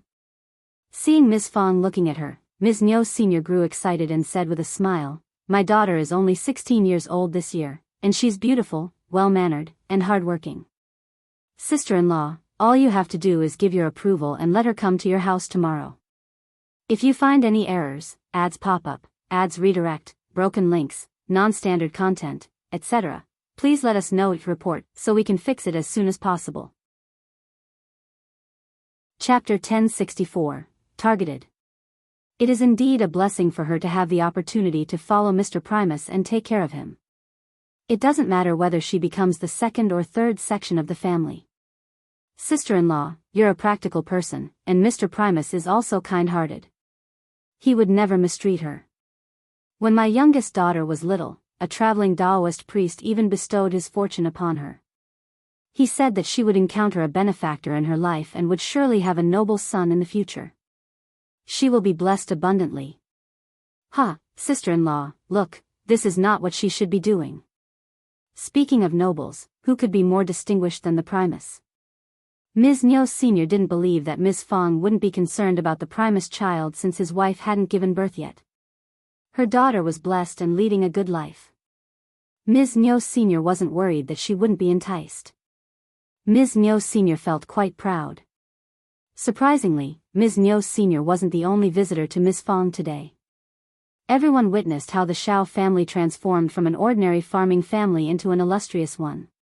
Shao Yunduan, who believed he was fortunate to be chosen as the first Primus, couldn't attribute it solely to luck. Yang Xiaoni's former siblings and sister-in-law were so ashamed that they wanted to bang their heads against the wall. Initially, everyone was resentful and envious, but now their envy was complete. Since the officials had already gone to the capital, what was there to doubt? While they were envious, they couldn't help but feel excited. If they could establish some connections, would they have to worry in the future? Many people had their eyes on Shao Yunduan the moment he returned. The Primus held an official position in the capital, so it was only natural for him to take a concubine. Furthermore, since Ms. Qiao hadn't given birth, how could she tolerate someone else? If their own daughter gives birth to a son before him, they would become the eldest son. Why should they fear not receiving affection? While others might have had similar intentions, they didn't dare to voice them aloud. However, Ms. Niu Sr. couldn't contain herself and said it with a smile. As Ms. Niu Sr. spoke, she even mentioned all the traveling Taoists, though no one knew if they were genuine or not. Nevertheless, everyone worried that Ms. Fong might believe them, so they began recommending their own daughters. My daughter is also highly capable and knows how to take care of others. My daughter is renowned for her beauty in our village. All the girls who marry from our family are well-mannered. My youngest daughter will undoubtedly be the same. And as for my household, observing this, Ms. Niu Sr. became both angry and anxious. She exclaimed, "You're all so wicked. I was the first to suggest it. Why are you fighting over it? It's utterly unreasonable. Why would others fear her words? Oh, Auntie Niu, it's you who's being unreasonable. So what if you mentioned it first? Claiming it's your house? What a joke. That's correct. We should decide whose daughter it is. If you're afraid of comparisons, then don't say anything. My daughter is the finest. Our family is excellent." Ms. Niu Sr. was so furious that she nearly got into a physical altercation. Ms. Fong became so angered that she burst into laughter and snapped, "Stop arguing. It's Erlang's day today, and we're all here for the wedding banquet and celebration. Why are you making such a ruckus?" Immediately, someone flattered her. After all, she's sister-in-law Fong. What she said makes sense. Absolutely. The others didn't want to be left behind. That's right, that's right. If you have something to say, say it. It's unsightly to be so noisy. Absolutely correct. If you find any errors, ads pop up, ads redirect, broken links, non-standard content, etc., please let us know each report so we can fix it as soon as possible. Chapter 1065, Humiliation. Ms. Fong sneered, "My fifth son and Ms. Qiao are content with their relationship and have no intentions of taking concubines. Don't assume that my fifth son lacks such intentions. I have no such intentions either. Your daughter is lovely, tell her to become the daughter-in-law of another family. Don't utter such words in my presence. If anyone says otherwise, don't blame me for scolding you. I have a temper, and you're well aware of it. If anyone desires to be scolded, go ahead and speak up." Miss Fong had always been sharp-tongued. Everyone exchanged glances and fell silent. Many people were merely trying to join in the conversation without genuine intentions. Upon hearing Ms. Fang's words, they realized they couldn't attain what they desired, so they felt relieved and refrained from saying more. However, Ms. Niu Sr. was different. She harbored deep envy towards the Shao family's first section. They possessed an official position, acquired land, and even donated fertile land and substantial amounts of silver to the village. How much personal wealth did they possess to give away 400 acres of land and hundreds of taels of silver without hesitation? For instance, at the previous banquet, there was an abundance of poultry and fish. The gentry and elderly masters showered them with countless gifts, worth a significant sum alone. In the future, even if their family didn't engage in farming, they could enjoy meals with white rice and meat. They wouldn't have to skimp on cooking vegetables, oil, salt, soy sauce, and vinegar. What an enviable life. Furthermore, at the banquet, her daughter had developed feelings for Shao Yunduan. Come to think of it, when the second section of the family celebrated their daughter-in-law's marriage, her family attended the wedding banquet as well. Her daughter and Shao Yunduan must have met on that occasion, which was even better. They were acquainted with each other. Ms. Niu Sr. believed that the Shao family had no relation to others, but her own family was different. She was a relative of the Shao family, so no matter what she said, Ms. Fong wouldn't refuse her. While everyone else remained silent, Ms. Niu Sr. couldn't help but giggle and jokingly say, "Sister-in-law Fong, don't get angry. This is a serious matter. If the Primus doesn't have any wives or concubines, won't it be embarrassing for him? We know each other well in the village, so doesn't that mean, shut up?" Miss Fang's expression turned stern before Ms. Niu Sr. could finish her sentence.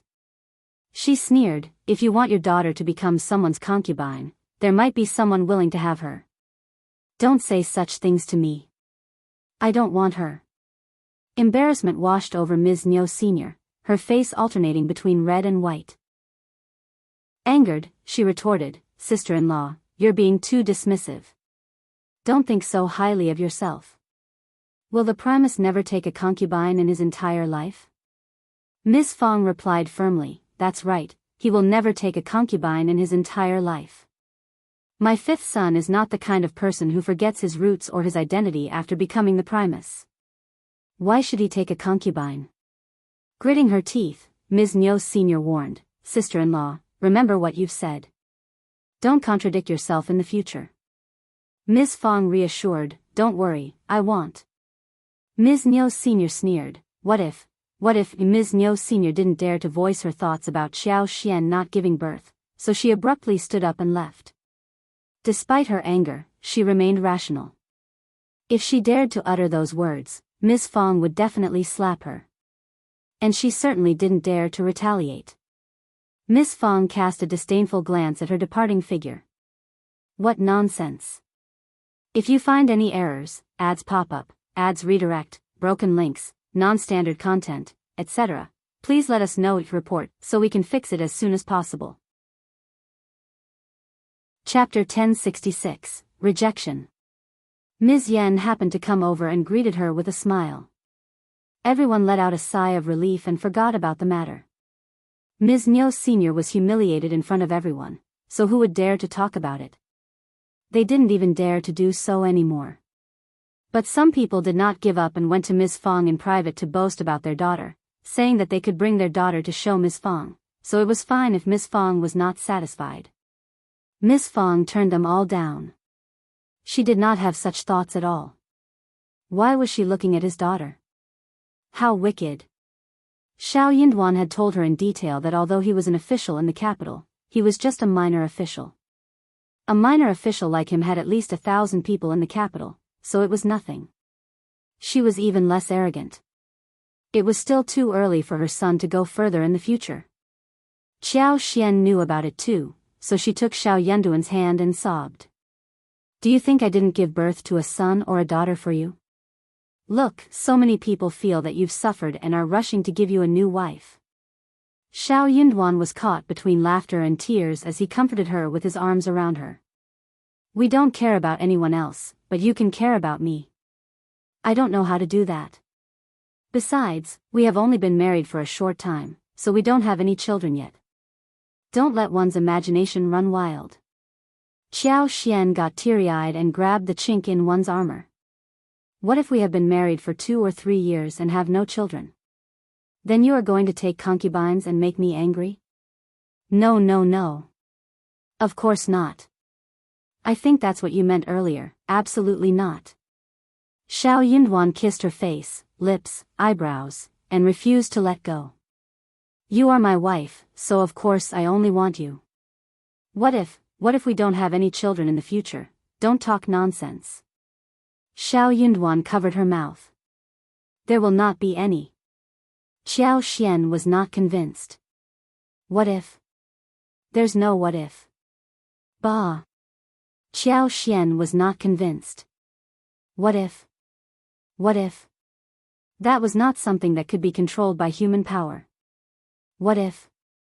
The more Qiao Xian thought about it, the more confused she became. She was pretending to cry, but she actually ended up squeezing out a few tears. Shao Yinduan was caught between laughter and tears. What if? But, no buts. If, there's no if. Could it be that you think I'm not working hard enough? Why don't I work harder from today onwards? I didn't mean that. I think you are. You're being unreasonable. Shao Yinduan's heart softened as he gazed at her. He tenderly kissed her soft hair and spoke with a gentle smile. All right, let's just assume that I've been unreasonable, and you're no longer angry, okay? Qiao Xian pursed her lips, realizing that it wouldn't be productive to dwell on negative thoughts. She wasn't ill or in any immediate danger, so why worry about the unlikely possibility of not having a child? It was important not to get stuck in a dead-end mentality. Determined, she grabbed the front of his shirt, looking at him with a mix of affection and determination. You promise not to take a concubine. I won't be swayed by any reasoning.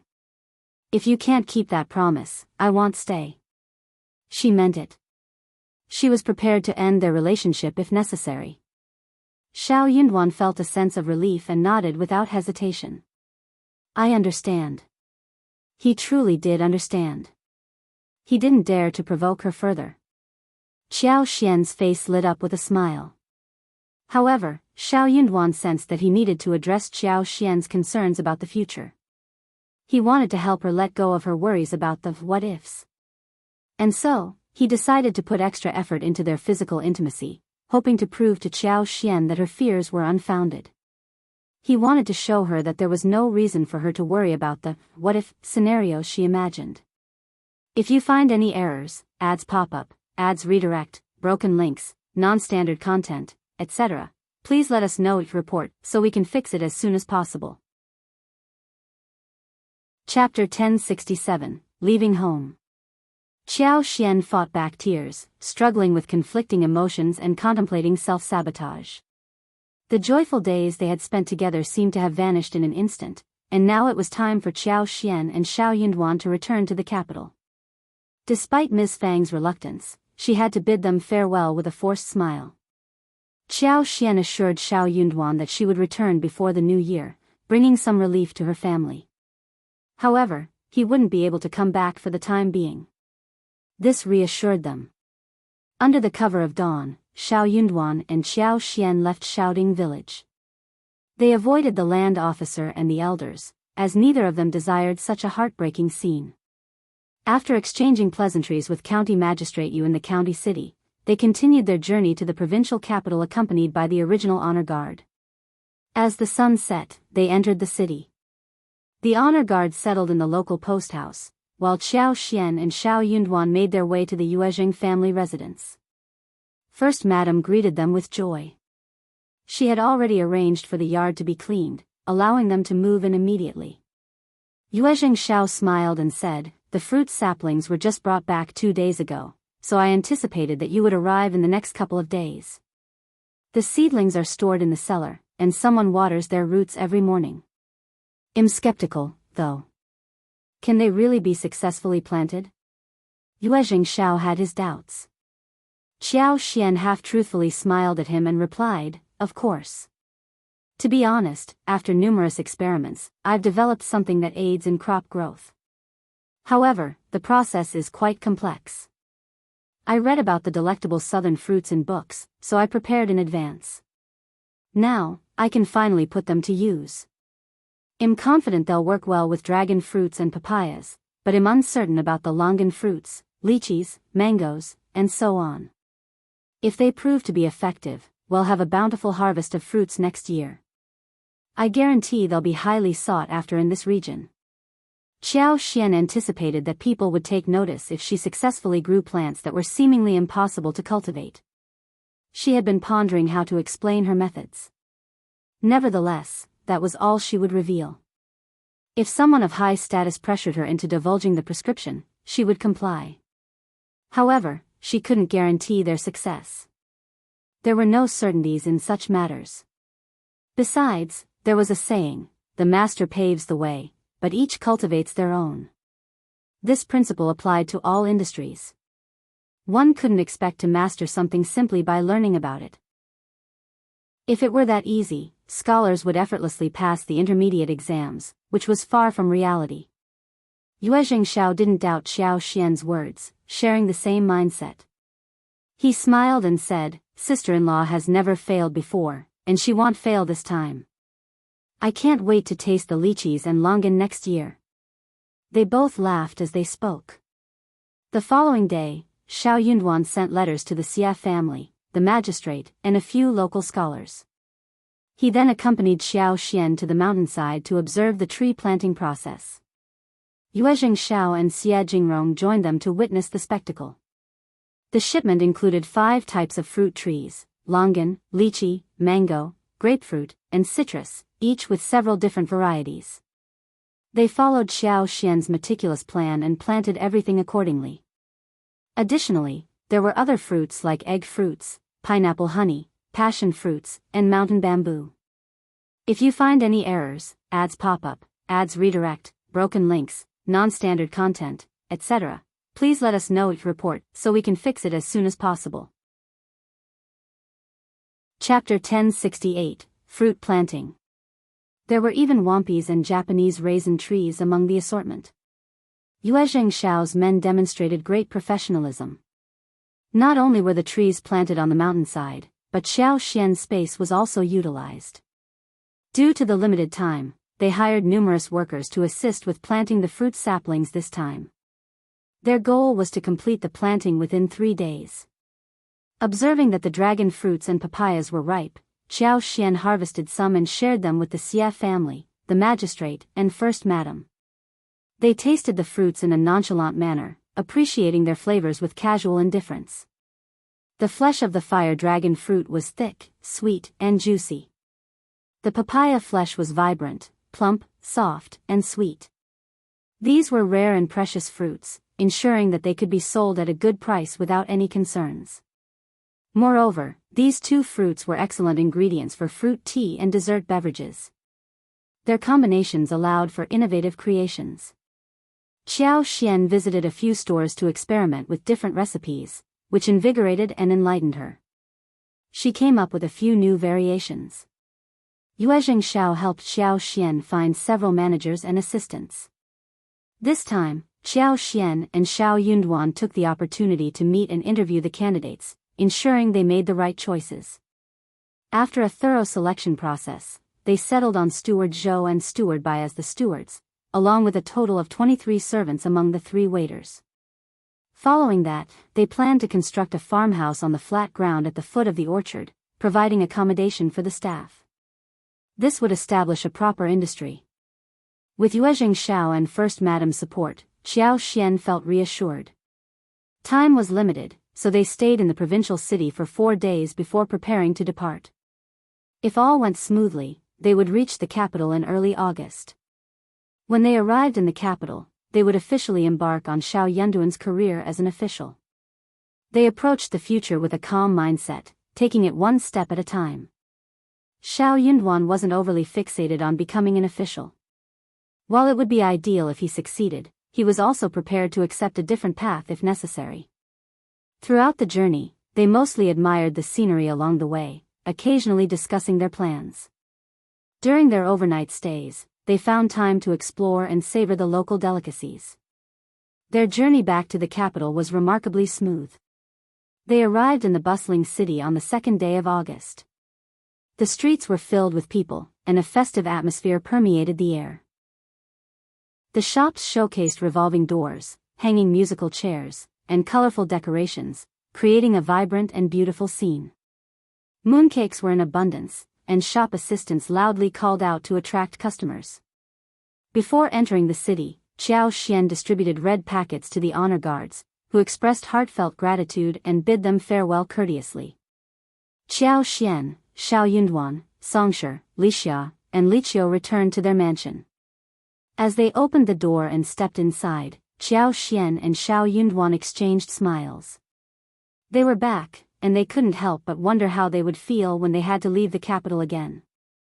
Regardless, they still looked forward to the future. Since everything had been organized before they left, the furniture was covered with dust covers. Although they were a bit late, they opened the windows to let fresh air in, removed the dust covers, and retrieved the bedrolls from the cabinet. Laying them out, the few of them swiftly tidied up the house. Tomorrow, they would take their time to thoroughly clean and organize their home. If you find any errors, ads pop up, ads redirect, broken links, non-standard content, etc., please let us know each report so we can fix it as soon as possible. Chapter 1069, Returning to the Capital. Xian took some time to inspect the potatoes in the backyard. They had grown remarkably well, appearing vibrant, strong, and lush. It was evident that many small potatoes had developed beneath the soil. Xian utilized her abilities to enhance their growth, ensuring they thrived better and remained healthier. She had also brought tomato seeds from home, which could be planted next year, although it was a bit late for this season. In addition to potatoes and tomatoes, there were cantaloupes, passion fruits, melons, figs, and more that could be planted in the backyard. The night was calm and peaceful. The following morning, Shao Yunduan went to report at Hanlin Academy. Meanwhile, Qiao Xian, Lixia, and Qiao cleaned up the yard and the house before venturing out to buy essential household items such as oil, salt, soy sauce, vinegar, firewood, grains, fruits, and vegetables. They even purchased mooncakes and sweet osmanthus wine, preparing for the upcoming holidays. In her spare moments, Qiao Xian found herself pondering about the Qiao family. Her despicable father and Madame Qiao must have returned to the capital, and her father was likely aware of the conflicts between her, Shao Yunduan, and the Qiao family. However, he wouldn't let them off so easily. Now, she would wait and see what he would do. When Shao Yunduan arrived at Hanlin Academy, Qiao Hongxi was already aware of it. Having learned his lesson, Qiao Hongxi had become more cautious. He didn't even dare to meet Shao Yunduan privately, fearing that he would demand an even higher price of 4,000 liang. He refrained from spreading rumors about Qiao Xian and Shao Yunduan within Hanlin Academy. He had learned the consequences of shooting oneself in the foot. It wouldn't be an exaggeration to say that he was like a startled bird, frightened by the sound of a bowstring. When Shao Yunduan returned home in the afternoon, Qiao Xian greeted him with a smile. They engaged in conversation for a while, and as Qiao Xian began cooking, Shao Yunduan followed her into the kitchen. The meal they prepared for themselves was simple yet satisfying. They had an abundance of lentils, hairy beans, eggplants, winter melons, loofah, cabbage, and white rice. The vegetables were fresh, and even in the capital, the prices for new produce were quite affordable. The capital differed from other places in terms of its livestock supply. Cows and sheep were regularly transported from the northwest, ensuring a constant availability of beef and mutton, although at a higher price. Nevertheless, they could still indulge in these meats.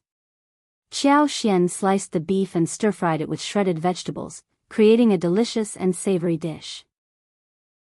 She also prepared a dish where minced meat was stuffed between 2 winter melon slices and steamed, resulting in a light and flavorful treat. Other dishes included stir-fried cabbage with garlic, stir-fried minced meat with beans, and a refreshing loofah soup. The homemade dishes created a calm and cozy atmosphere. After having dinner together, they ventured out to shop once again. The location of their new home was ideal. It was surrounded by lively department stores and night markets, with a nearby lake that made it perfect for an after-dinner stroll. As they walked leisurely, their demeanor naturally shifted. Being husband and wife, their actions subconsciously became more intimate, although they made sure not to draw excessive attention to themselves during the night. A vendor caught their attention with a basket of carnations and sweet osmanthus branches, emitting a captivating fragrance. Qiao Xian couldn't resist and bought a few to bring home. Shao Yunduan held the bouquet for her, examining it closely. He plucked the best pink carnation and delicately placed it on her sideburns. The beautiful flowers complemented her, making her appear even more adorable. Qiao Xian raised her hands and smiled, feeling a lightness in her steps. She looked at Shao Yunduan and sensed a newfound buoyancy within herself. The following morning, when Qiao Xian woke up, it was already late in the morning. Shao Yunduan had already left for his duties at Hanlin Academy. Feeling a sense of tranquility and lacking any disturbances, Qiao Xian smiled, rolled up the blanket, and decided to return to sleep, acknowledging the need to rest her weakened body. If you find any errors, ads pop up, ads redirect, broken links, non-standard content, etc., please let us know each report so we can fix it as soon as possible. Chapter 1070, Daily Life. Qiao Xian slowly awakened, realizing it was already close to noon. Qiao and Lixia efficiently managed the household chores and even took care of purchasing vegetables. Xianxia lazily sat beneath the eaves of the east wing, casually munching on melon seeds to pass the time. As a 7th-grade editor, Shao Yunduan couldn't bring a follower to work. Thus, Xianxia had nothing to occupy him after accompanying Shao Yunduan to Hanlin Academy every day. Observing his idle state, Qiao Xian thought about starting a shop or acquiring some land for a business venture. This would provide Xianxia with tasks and responsibilities. Otherwise, he would have little to do for extended periods. However, Xiao worried that if he had too much free time, he might be influenced by others and led astray. Being a 10-year-old boy, the dazzling allure of the capital could easily overwhelm him. Given that he was one of Shao Yunduan's men, they couldn't afford to take any risks. Having made up her mind, Xiao planned to discuss with Shao Yunduan the idea of purchasing a small shop to test the waters and determine what kind of business to undertake. Nevertheless, she didn't rely on this venture to generate income. Since Xiao woke up late, she combined breakfast and lunch. However, her appetite was lacking at the moment. Therefore, she asked Wuxia to prepare a bowl of prawns, meat slices, mushrooms, and vegetables. The wheat in the northern region yielded robust grains, resulting in sturdy handmade noodles. Despite her reduced appetite, Xiao devoured a large bowl of them. It seemed she had expended quite a bit of energy the previous day, warranting some nourishment. Unexpectedly, as she finished her hearty meal and admired the flowers and plants in the courtyard to aid digestion, a knock echoed at the courtyard door. Xianxia finally had a task to attend to. He eagerly rushed to open the door with great enthusiasm. An elderly woman accompanied by a maidservant stood at the door. She exuded a sense of dignity, but her expression held a hint of arrogance. With disdain in her eyes, she looked at Xianxia. Though inwardly irritated, Xianxia refrained from throwing a tantrum. He couldn't afford to delay matters concerning the masters. Suppressing his displeasure, he put on an obsequious smile and asked, "May I ask where you are from, madam?" The old woman snorted. "I am from the Qiao family. Your madam knows who I am. Tell her to come out." Xianxia was taken aback but managed to maintain a lazy expression. Not wanting to make any mistaken moves, he replied, "Which Qiao family? The one on West 6th Street in Liuji Alley?" The old woman sneered. "Yes, that's the one." Xianxia's smile immediately vanished as he nonchalantly said, "Very well, please wait. I will report this." He abruptly closed the courtyard door, paying no mind to the old woman's reaction or feelings. Rushing over, he informed Xiao, "Madam, the Qiao family is shameless. They have come again. What should we do?" Xiao smiled and replied, "Since they are here, let them in." With a clap of her hands, she turned and walked into the house. It was impossible to ignore them. Ignoring them would only fuel their persistence. Qiao Hongxi must have informed Shao Yunduan about the situation when they encountered each other at Hanlin Academy. The Qiao family had arrived swiftly. Although Xianxia had agreed to let them in, he had no intention of disregarding the old woman. He proceeded to open the door. The sudden closure of the door startled the old woman. When she saw Xianxia, she glared at him and coldly demanded, "Where is our second miss?" "The old master and madam specially sent me to convey their message." Yet, second miss displays such an attitude? Does she no longer value filial piety or fifth master Shao? If you find any errors, ads pop up, ads redirect, broken links, non-standard content, etc., please let us know each report so we can fix it as soon as possible. Chapter 1071, What Second Miss? Xianxia felt a surge of anger upon hearing the old woman's words. He sneered and retorted, "Second miss? Who is your second miss? Are you sure you haven't mistaken the address?" The old woman stared at him unwaveringly for a moment before a smile crept onto her face, erasing her arrogant demeanor. "Our second miss bears the surname Qiao and goes by the name Xian. She is your madam. You're such a bother. Hurry up and let me in." This old woman was none other than Auntie Ling, known for her shrewdness. Moreover, she had been testing Xiao just now. Finally, she understood that the Qiao family hadn't been lying. Xiao truly intended to sever ties with the Qiao family. Not even the old master or madam had the authority to do so. Auntie Ling couldn't help but feel a mix of sorrow and anger for her mistress. In truth, her mistress was deeply hurt. Upon hearing that Shao Yunduan had achieved a high position as the primus and was esteemed by the emperor, and that Xiao had saved the peony flower entrusted by the Empress Dowager to the emperor, her condition worsened, and she lost her appetite for several days. How could she not harbor resentment? Of course, she resented her. When Qiao Xian's fiancé was poisoned, Madame Qiao couldn't bear to stand idly by and wanted to intervene. But now, Qiao Xian had achieved such remarkable success.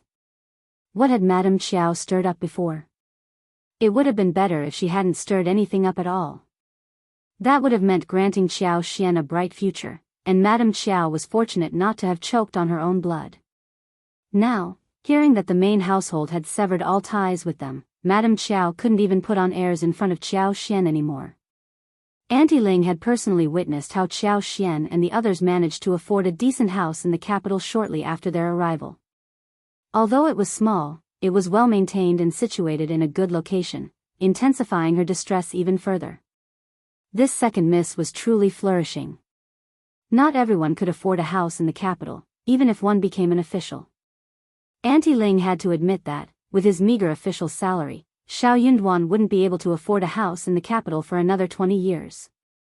As Auntie Ling contemplated the rewards bestowed upon Qiao Xian and her husband by the palace, she couldn't fathom how a mere residence compared. The more she dwelled on it, the angrier she became. Her heart ached for Madame Qiao. Refusing to acknowledge that his mistress was the Qiao family's second miss, Xianxia retorted bluntly, "If you're truly from the Qiao family, then you should know that they hold nothing but disdain for our madam and have already severed all ties with her. If you're here to find someone, go ahead. But don't speak of finding the Qiao family's second miss here. If you're looking for the second miss, I'm sorry to inform you that you've come to the wrong place. I cannot allow you to enter." Auntie Ling couldn't contain her frustration and sneered, "You won't let me in? Humph, such audacity from a mere servant. Let the neighbors be the judge of your logic." If Xianxia thought he could intimidate Auntie Ling, he clearly didn't know how long she had been by Qiao Xian and Shao Yunduan's side. With a smile, she added, "Very well, go ahead and raise your voice as loud as you can. I'll make sure my wife presents everyone with the evidence she has in black and white. Oh, and let me remind you that my wife doesn't tolerate injustice, and she just might report this to the Heavenly Mansion office to ensure they're aware of it. What do you think? If you find any errors, ads pop up, ads redirect, broken links, non-standard content, etc., please let us know each report so we can fix it as soon as possible." Chapter 1072, Keep It Short.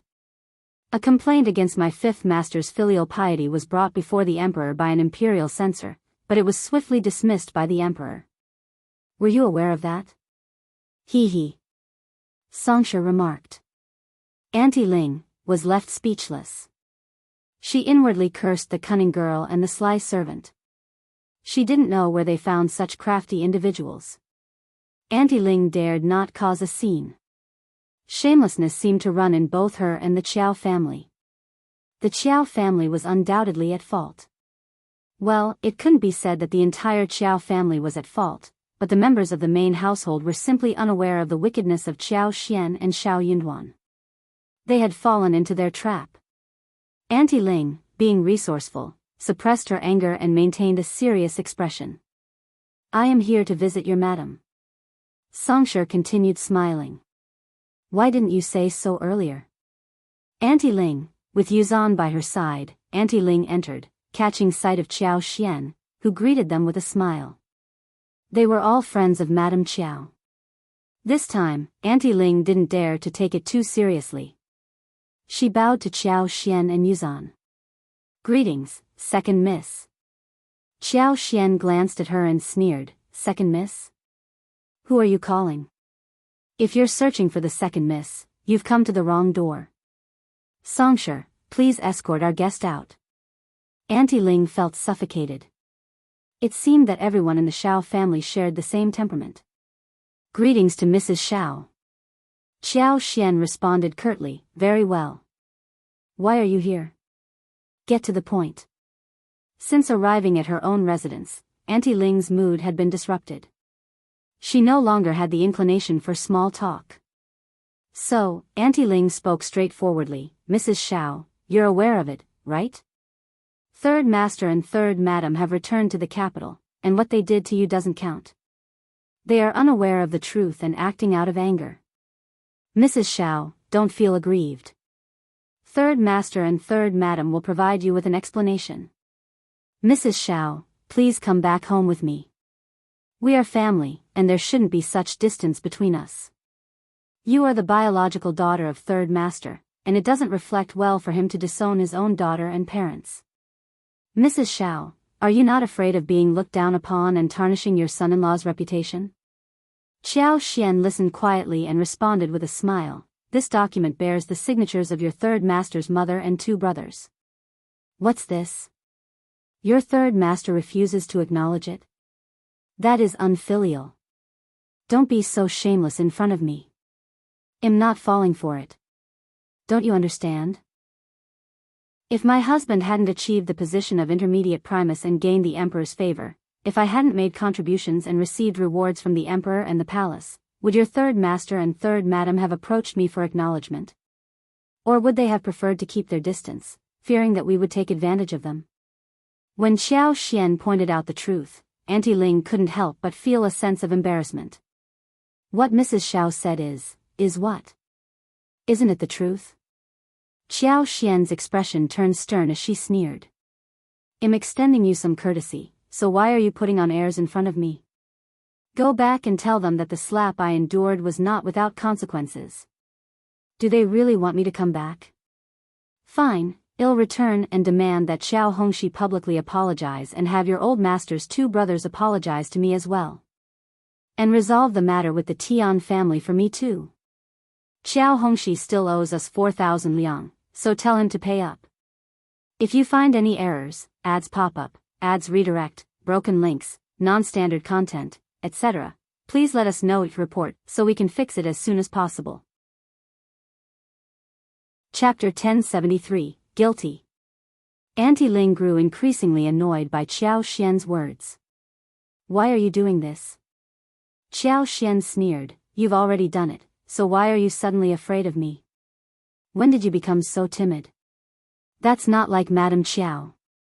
Auntie Ling was left even more speechless. Xiao sarcastically remarked, what did Madame Qiao do back then, and why did I end up in the water? Auntie Ling, do you think I know or not? Auntie Ling's expression changed. Second miss, don't spout nonsense. Madam has never harmed you. Xiao smiled even brighter. When did I say she harmed me? By the way, I'm starting to suspect that you're feeling guilty. I'm just angry that you let your imagination run wild and falsely accused Madam. Second miss, you're just shifting blame. Forget it, forget it. I can't force you to acknowledge it. I'll have old master and Madam personally invite you later. See if you can bear that. They're the ones who disowned their own bloodline, so why can't I accept it? Xiao said curiously. Also, don't just focus on the benefits my husband and I have received. The Tian family is a formidable force. Have you forgotten about them? The Emperor has commended and made decisions for me. I saved the Emperor's peony flower, and both the Emperor and the palace have praised and rewarded me. Even if the Tian family despises us to the core, they won't dare to lay a finger on us for at least a year or so. But if they find out about the Qiao family, guess who the Tian family will direct their anger towards? Can you handle that? Auntie Ling's expression slightly changed. Her eyes flickered, and she lowered her head in silence. Of course, the Qiao family had considered this possibility, but they didn't dwell on it too much. Hearing Xiao's words, Auntie Ling couldn't help but feel a tinge of fear. Xiao's eyes were filled with disdain. She knew that they were all cut from the same cloth, people who only cared about their own benefits and refused to share any risks. It wouldn't be so easy to deal with them. She smiled. Go back. Don't forget that Xiao Hongxi owes us 4,000 liang. My husband and I have spent a lot of money lately, so we're in a tight spot financially. We're truly destitute, so we can't afford to be indifferent about our reputation. It just so happens that my husband is at Hanlin Academy too. When we see Xiao Hongxi, it'll be convenient to ask him about it. Apparently, Auntie Ling was aware of the 4,000 liang debt as well. She clenched her teeth and said, "You're cunning, aren't you?" "It takes one to know one," Xianxia replied with a smile. "I learned from the best, didn't I? How did you treat me in the past? And now you want me to be grateful? What a joke." Auntie Ling was left speechless, and she departed in a sorry state. When she arrived home, she didn't want to tell Madame Qiao the truth, fearing that it would aggravate her illness. However, Madame Qiao was astute and didn't take the matter lightly. Auntie Ling couldn't conceal anything during the interrogation. Eventually, she couldn't bear it any longer and revealed the whole story. Madame Qiao leaned against the couch, gasping for breath. "That wretched girl. I deeply regret it. Why did I let her get married? Why didn't I eliminate her? Madam, please lower your voice. You can't say such things." Auntie Ling's eyelids twitched as she hastily cautioned her. "If you find any errors, ads pop up, ads redirect, broken links, non-standard content, etc., please let us know each report so we can fix it as soon as possible." Chapter 1074, The Money. They had made a pact to keep this information to themselves, never to be mentioned again. As long as their secret remained hidden, Xianxia would lack any evidence. So what if they stayed silent? Having been away from the main house for countless years, with numerous inhabitants residing there, any whispers would undoubtedly create a stir. Madame Qiao's complexion grew pale, contorted with a mix of comprehension and unwillingness. Exhausted from reiterating the same point, she was repeatedly met with harsh realities. Auntie Ling strained to whisper, "The 4,000 liang," before she could finish her sentence. Madame Qiao forcefully swept away the teacups beside her, producing a loud crash. Auntie Ling flinched in surprise. "Give it to her." Madame Qiao struggled to suppress the urge to vomit blood, panting with her pale face. 4,000 liang is insignificant. Do you think I cannot afford such an amount? You are truly despicable. Very well, Madame Qiao. Auntie Ling replied, her heart filled with bitter irony. Indeed, 4,000 liang was no trifling sum. When the third old master and third madam returned to the capital, they discovered that the patriarch and his eldest son residing in the main mansion held disdain for them, while Madam Lady Qiao remained indifferent. Whenever the third old master and third madam were absent from the capital, the first old master and second old master would grow closer to Madame Yuezheng. Yet, Madame Qiao could not bear the fact that Madam Lady Qiao continued to turn a blind eye, even when she sensed that the patriarch and his family had swindled them out of a substantial amount of money. Madame meticulously sorted through their belongings, leaving very little behind. Having obtained 4,000 liang to settle her young master's debts only served to deepen her sense of despair. After third madam's recovery from illness, she eagerly prepared to immerse herself in social engagements. They needed to tailor clothes, adorn them with ornaments, purchase rouge and cosmetics from the capital, exchange favors, bestow rewards and dowries upon elder miss, and acquire garments and accessories. Every aspect required money. Second miss displayed such heartlessness. How could young master have fallen for their deception? Why did they even draft that contract? Madame Qiao made a firm decision. She would reclaim Xianxia, not because she couldn't bear to part with her, but because she needed to teach her a lesson. However, third old master, Madame Lady Qiao, the patriarch, and the eldest son hesitated. Indeed, what if the Tian family grew infuriated over Xianxia? The Qiao family wouldn't be able to endure the consequences. What if they found themselves embroiled in nothing but trouble? It would be incredibly unjust. Moreover, Xianxia and Shao Yunduan had received rewards from the emperor and the court. They couldn't compel them to relinquish those rewards. Those two individuals possessed the audacity to do as they pleased. They were shameless, but they couldn't refuse them. In summary, bringing her back might not yield any benefits, but it could result in negative repercussions. Under these circumstances, they could wait for half a year or a few months. Shao Yunduan and Xianxia were aware that her father and stepmother had returned to the capital, yet they didn't come to visit. This was their fault, and they intended to exploit it as a pretext to hold them accountable. Madame Qiao would feign deafness and muteness. Third old master felt that something was wrong. He wanted to get her back. He believed that Shao Yunduan would have a promising future, and if he did not admit that now, it would be too late in the future. If you find any errors, ads pop up, ads redirect, broken links, non-standard content, etc., please let us know each report so we can fix it as soon as possible. Chapter 1075, Treat. However, he couldn't guarantee that the Tian family wouldn't hold the Qiao family responsible, despite his brother's assurance. In the end, he had to align with his two brothers and feign ignorance about Xiao Xian and Shao Yunduan's return. Madame Qiao grew increasingly frustrated upon hearing this. However, she held no authority over the main mansion and couldn't act as she pleased.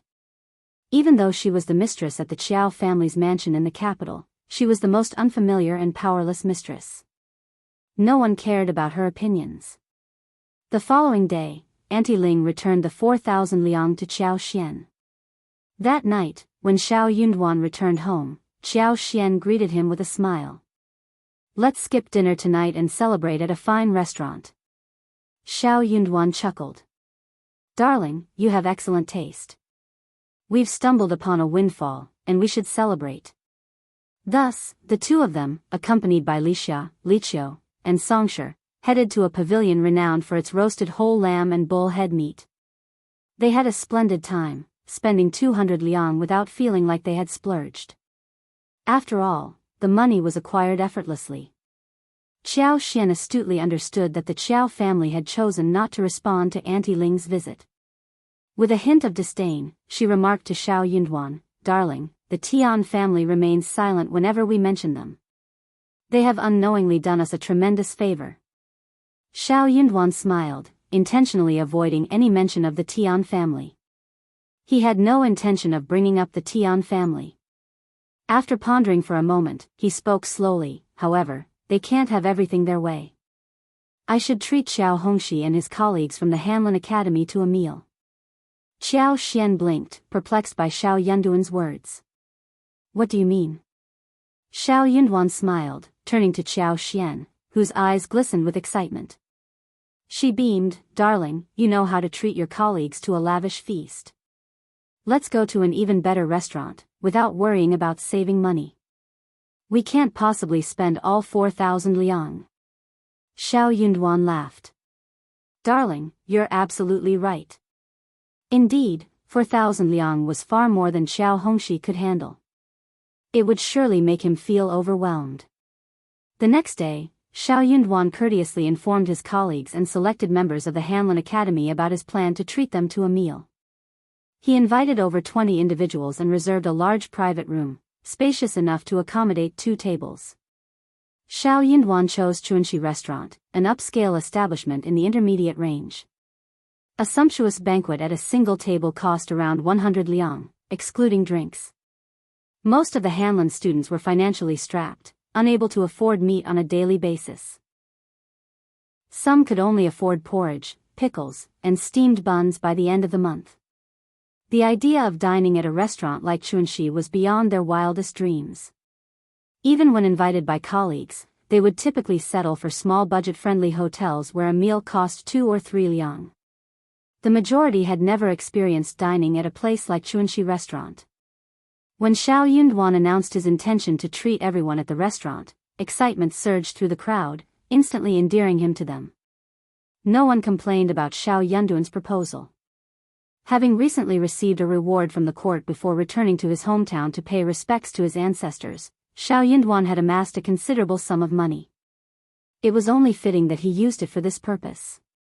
If they all partook in this meal, they might have the fortune to experience such a delightful occasion again in the future. If you find any errors, ads pop up, ads redirect, broken links, non-standard content, etc., please let us know each report so we can fix it as soon as possible. Chapter 1076, Sigh.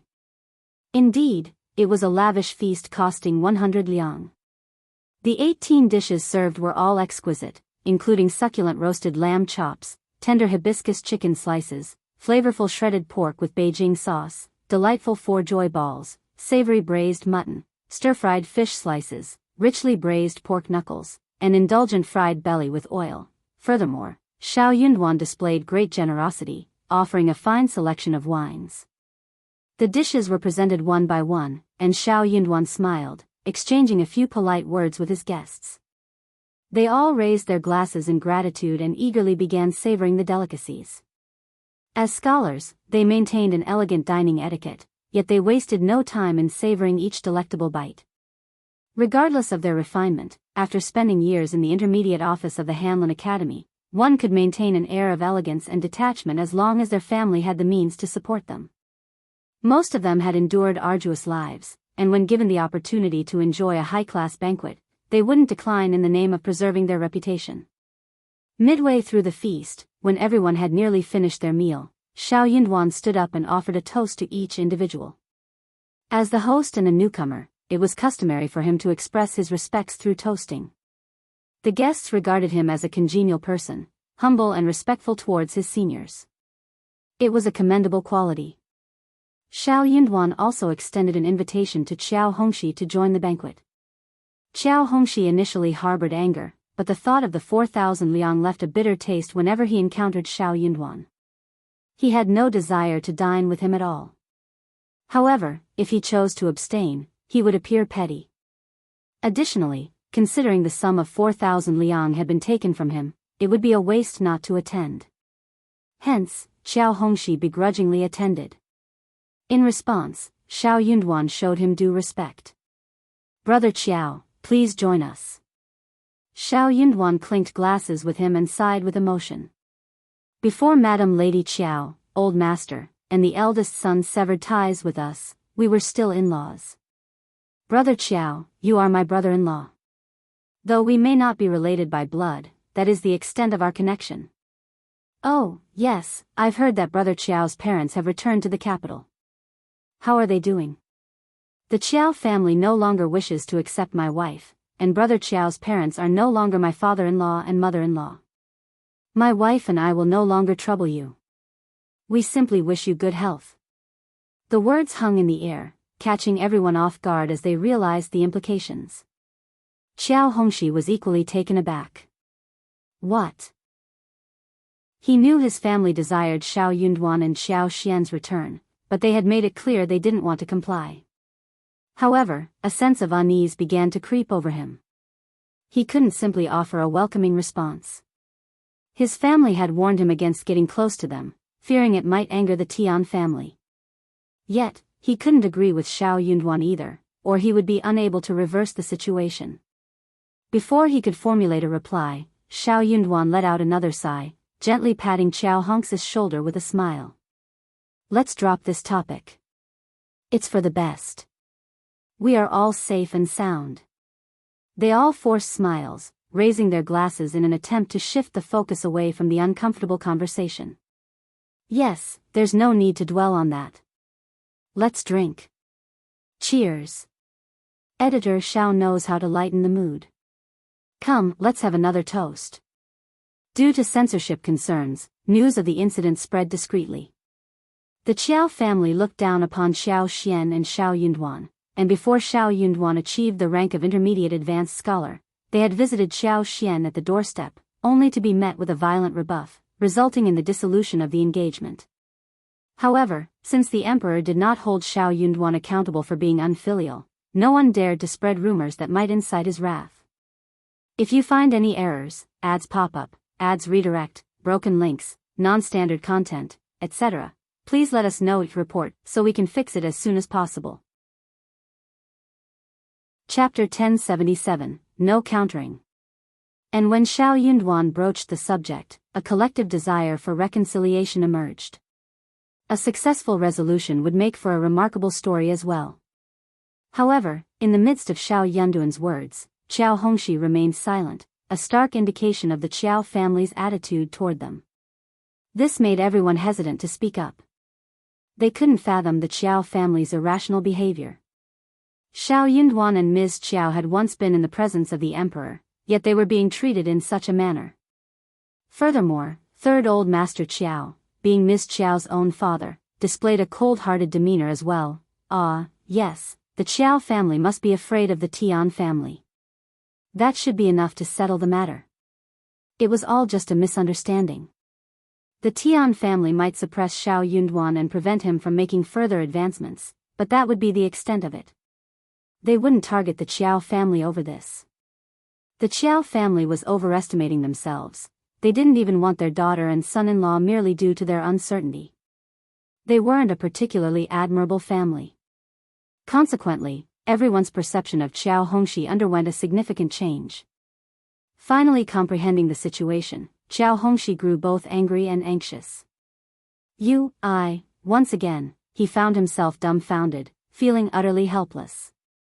Even if he realized that Shao Yunduan had ulterior motives behind treating him to a meal, he could also surmise that Shao Yunduan had hidden intentions in treating all the members of the Hanlin Academy. Shao Yunduan was setting him up. Yet, what could be done in such a predicament? He had to confer with his own family and make a decision. But even if he acted independently, it was already too late to say anything further. Qiao Hongxi felt an overwhelming sense of annoyance. They silently cursed the couple, convinced that they were being set up. Qiao Hongxi didn't need to ponder much to realize that Shao Yunduan's words had been overheard by everyone present. It was witnessed by all. Even if the Tian family didn't cause trouble for Shao Yunduan in the future, they would never be able to bring him back. Qiao Hongxi grew increasingly annoyed. The more he looked at Shao Yunduan, the more his annoyance intensified. He couldn't help but feel that they were all scheming against him, inwardly mocking him. But it wasn't their fault. If they were in the Qiao family's position, they might not have acted any differently. Feeling trapped in an uncomfortable situation, Qiao Hongxi concluded that he couldn't stay any longer. After a brief while, he excused himself, stating that he needed to leave. Shao Yunduan exchanged a few parting words and bid him farewell. Inside, Shao Yunduan chuckled. It was for the best that Qiao Hongxi departed. His departure indicated a sense of guilt. With him gone, they could freely discuss anything.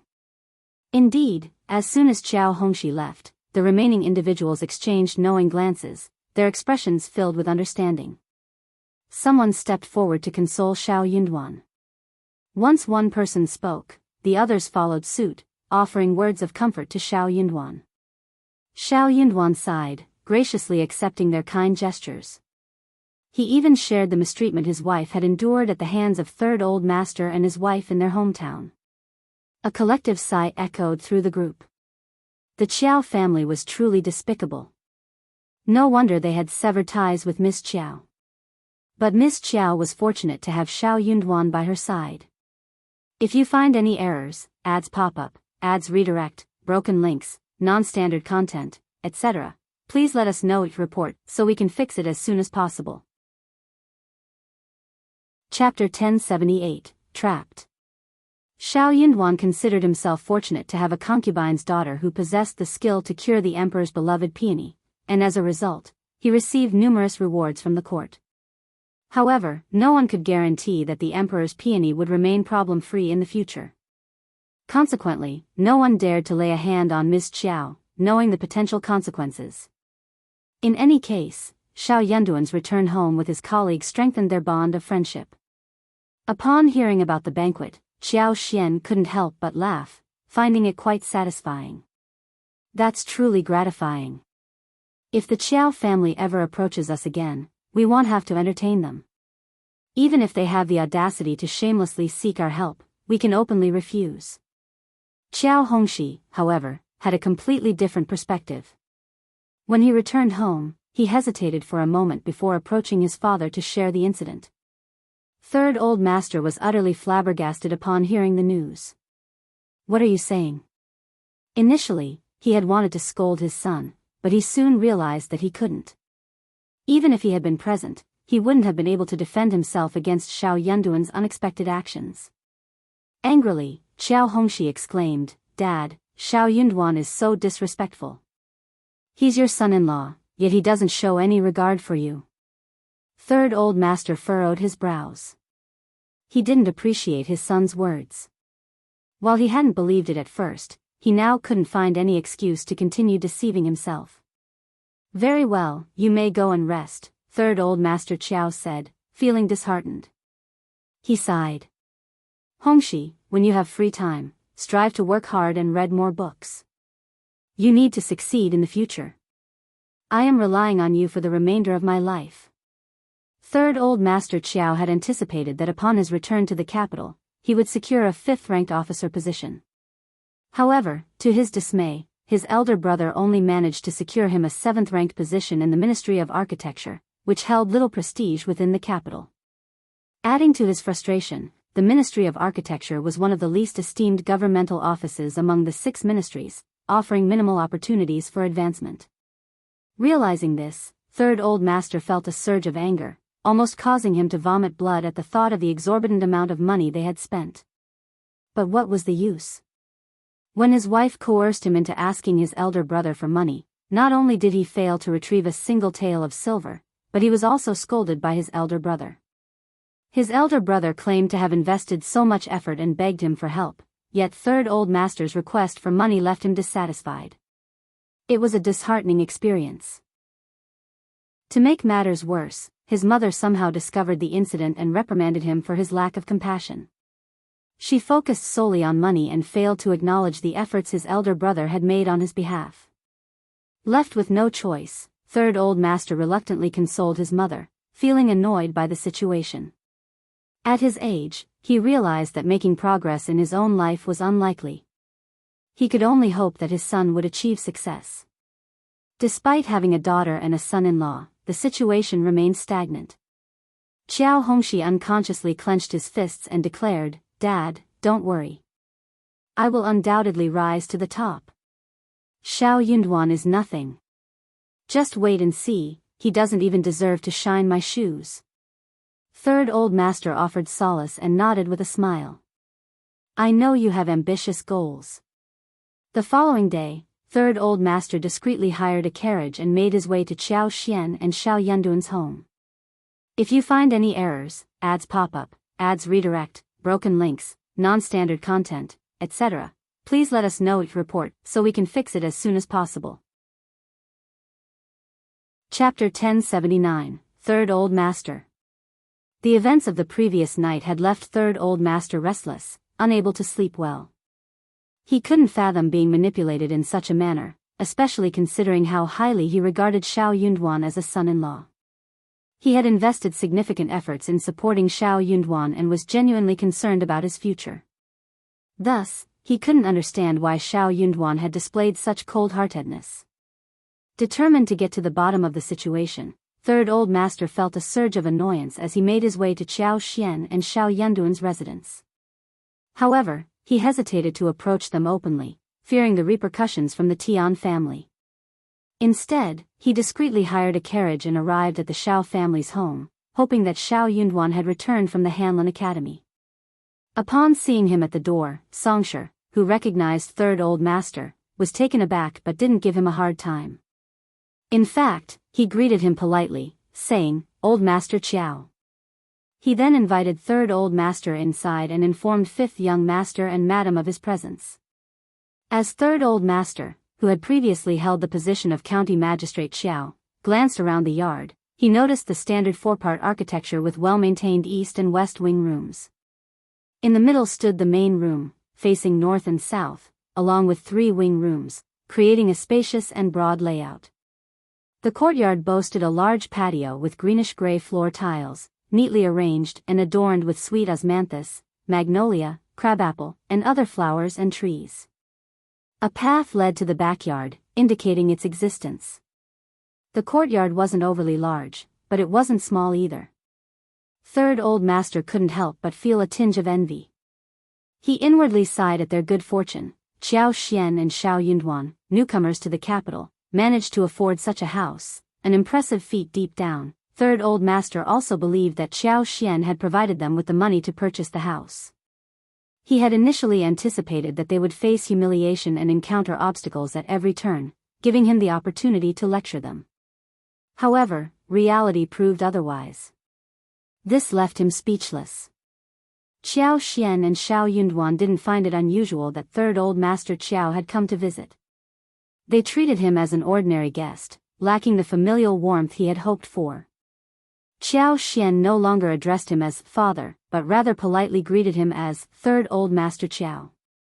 The same was true for Shao Yunduan. Third Old Master's heart ached. Xian, Third Old Master Qiao, it doesn't seem appropriate for you to address my wife in that manner. After all, our families are no longer connected, and it's important that we maintain some dignity between us, Shao Yunduan interjected calmly.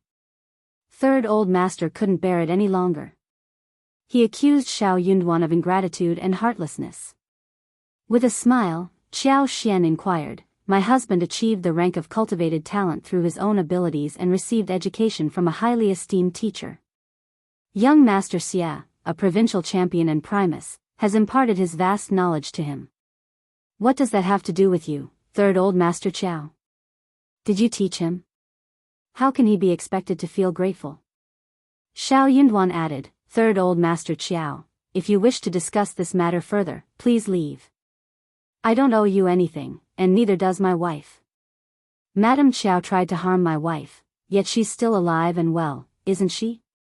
Since you never treated my wife as your daughter, why don't you uphold your reputation? Are you attempting to be a benevolent father, or is there something else you're aiming for? You. I don't need to explain myself to you. You know what you should do." Third Old Master Qiao had come to express his concern and demonstrate his affection, hoping that they would feel guilty and regard him highly. Instead, he was met with mockery. Guilt and kindness were absent. He had misjudged them completely. If you find any errors, ads pop up, ads redirect, broken links, non-standard content, etc., please let us know your report so we can fix it as soon as possible. Chapter 1080, Contract.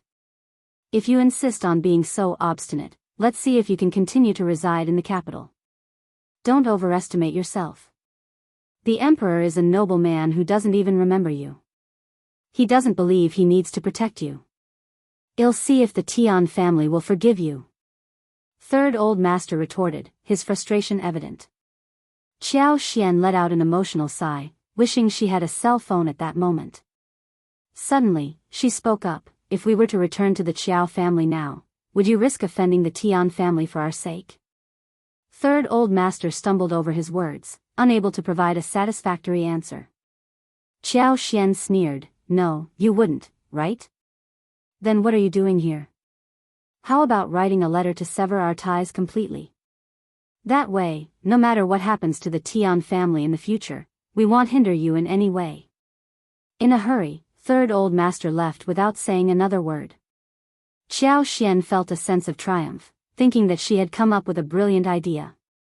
She considered including Third Old Master Qiao's name on the letter to make it perfect. She shared this idea with Shao Yunduan, who chuckled, finding his wife's imagination amusing.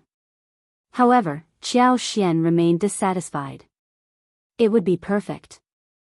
This way, the Qiao family will have no connection to us, and we won't have any hold over them either. She couldn't help but let out a sigh. Deep down, she knew it wouldn't be easy to get her father to put something in writing. The behavior of the Qiao family disgusted her. They were using her father as a means to ensure that the Tian family wouldn't hold a grudge against Shao Yunduan and that Shao Yunduan would be accepted into the Qiao family. However, they would never admit to it. Third Old Master had the audacity to assert confidently, "We are your family, and we're supporting you for your own good." It sickened her. Shao Yunduan nodded, "That's a good idea. I'll figure out a way to persuade Third Old Master Qiao to put it in writing." Qiao Xian was taken aback, finding it hard to believe. "Really?" Shao Yunduan smiled, reassuring her. "You won't know until you give it a try." Qiao Xian's eyes lit up with excitement. She nodded eagerly. "Darling, your ideas never disappoint. I'll be eagerly waiting." With a smile and seeking some encouragement and rewards, Shao Yunduan leaned closer and whispered something into Qiao Xian's ear, causing her to push him away playfully and run off. Shao Yunduan pondered over his plan and soon passed on the information to Qiao Hongxi. Although Qiao Hongxi wasn't sure if it was true, he hoped it was. However, when he attempted to mock Shao Yunduan, he was met with a sharp retort. Shocked and infuriated, he contemplated the situation for a while before deciding to seek his grandmother's counsel. Upon learning that the Tian family intended to cause trouble for Qiao Xian and Shao Yunduan, and that Shao Yunduan was shamelessly dragging the Qiao family down with him, considering that third old master Qiao wasn't his true father-in-law, Madam Lady Qiao grew increasingly annoyed. She repeatedly expressed her disapproval, labeling the couple as deceitful, shameless, and despicable. She believed that those hypocrites were oblivious to their own true nature. They had tricked everyone, leaving the Qiao family defenseless. Do they think they can use the Qiao family as a stepping stone? They're dreaming. The Qiao family isn't someone they can involve themselves with whenever they please. In that case, we should sever all ties completely. Madam Lady Qiao exclaimed, determined to sever any remaining connections. If you find any errors, ads pop up, ads redirect, broken links, non-standard content, etc., please let us know it report so we can fix it as soon as possible. Chapter 1081, Bad Parents. Madam Lady Qiao reached a firm decision and approached third old master Qiao, asking him to write a letter for Shao Yunduan and Qiao Xian to sign. This letter would officially sever any remaining ties between the Qiao family and the couple. Taken aback, third old master tried to persuade his mother to reconsider. Mom, there's no need to rush. Perhaps we can wait for a year or so. However, his arguments didn't sway Madam Lady Qiao.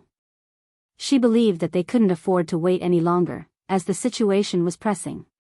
Third old master, though not entirely convinced, had a feeling that Shao Yunduan's future held greater potential. Moreover, he realized that his daughter was more complex than he had previously thought. These realizations only intensified his displeasure towards Madame Qiao, leading him to distance himself from her.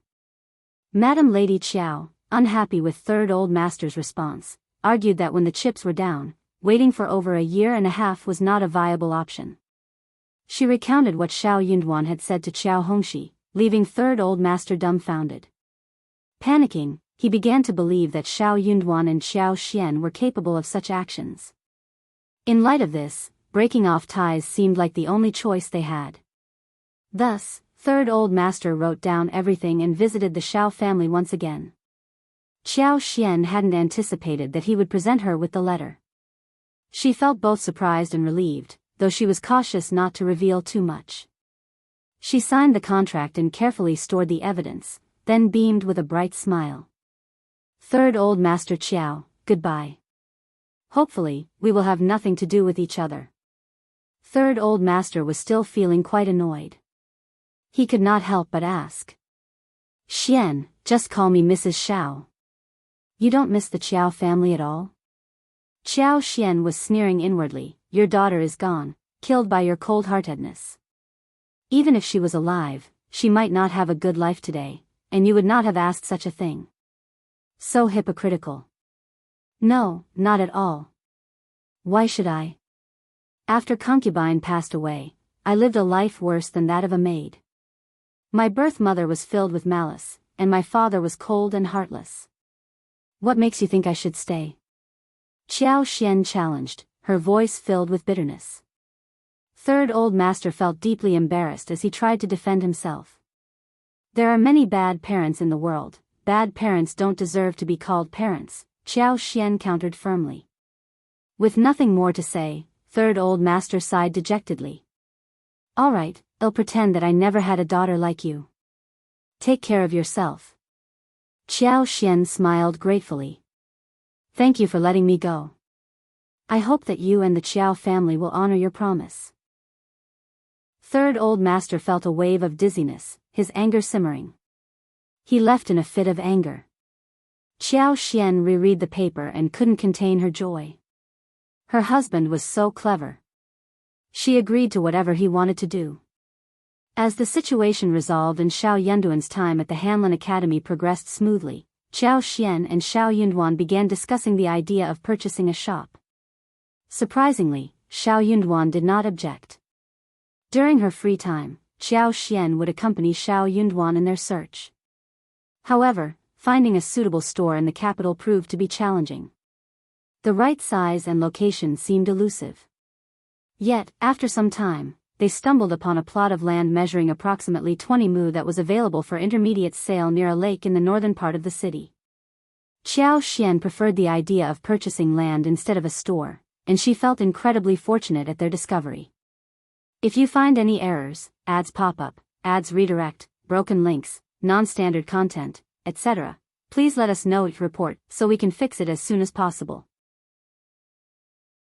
Chapter 1082, Land Buying.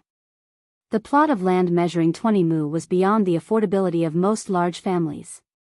Even for ordinary families, it might be challenging to acquire.